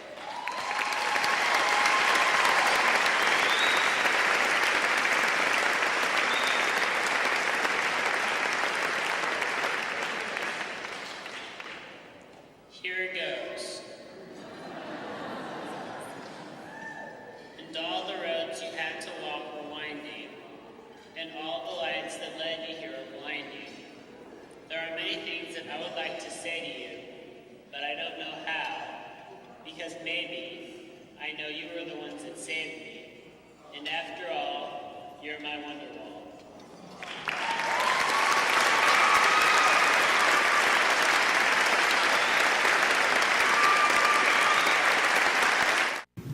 Welcome back. That's our Friday fare. I love to watch that video on Friday. I deliberately did not watch it this time because I didn't want to get into the ugly cry. But I think it's important, I like to end up the show, and I know we literally have like a minute here to talk about this, but I like to end with a little parent to parent. I think it's so important wherever you are to understand what your options are, right? That you should know by now if you're watching this show, and if you are, I hope you take this back to whoever isn't watching the show, that there are things that we can do. That you just heard Dr. Jonathan Tarbox say that challenging behaviors do not have to be the case in your life, even when you're dealing with autism. It doesn't have to be that we know that we have effective means of treating that challenging behavior and turning things around. Yes, it's not always easy, but it's possible. And I think it's really important for us to look at our options and say, okay, so what is possible? Don't suffer alone. Don't wait. Ask for help. You can start by contacting SOS. You can go to www.centerforautism.com, click on the services tab, go to SOS. There's phone numbers there. And if they can't get to where you are in the time frame that you need them to get to, they can help you to find somebody who can.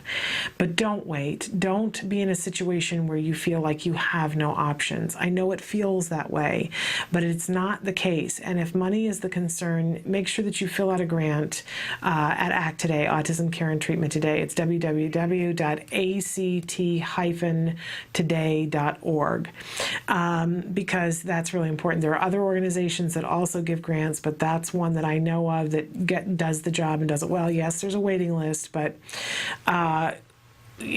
there are so many things that you can do. And it's possible that your insurance covers what the intervention that you need to have. So make the phone call. Don't be in the position of saying, I'm afraid to call because I'm afraid to get a no. They have a saying in sales, go for the no. Keep going and going and going, and somebody tells you no, and keep going, right? So go for the no. I want to remind you there are lots of different ways to get in touch with us. I'm really just only going to show the email up there so that over the weekend, if you want to get in touch with us, because you guys know the Facebook and you can find us on Twitter. But if you need to get a hold of us, give us an email and let us know what's going on, and we'll try to help you to connect with the people that you need to connect to get the answers that you need. Don't be alone. None of us are alone in this, right? We can all stick together. I'm here for you. And so are a whole bunch of other people that you don't get the benefit of seeing, but trust me, I know that they're there behind all of us, and I can help to hook you up with them. Want to remind you that on Monday we've got some really exciting things going on. I always talk to you guys about skills and how much I love skills, and we have somebody, Merrick Williams, who is an educator, who's going to be in here talking about a deal that you can have skills for the summer for really an incredible price. So we're going to talk about that. I appreciate being here with you this week, and I'll see you on Monday morning at 9 a.m. Until then, please hug your kiddos from me. Bye-bye.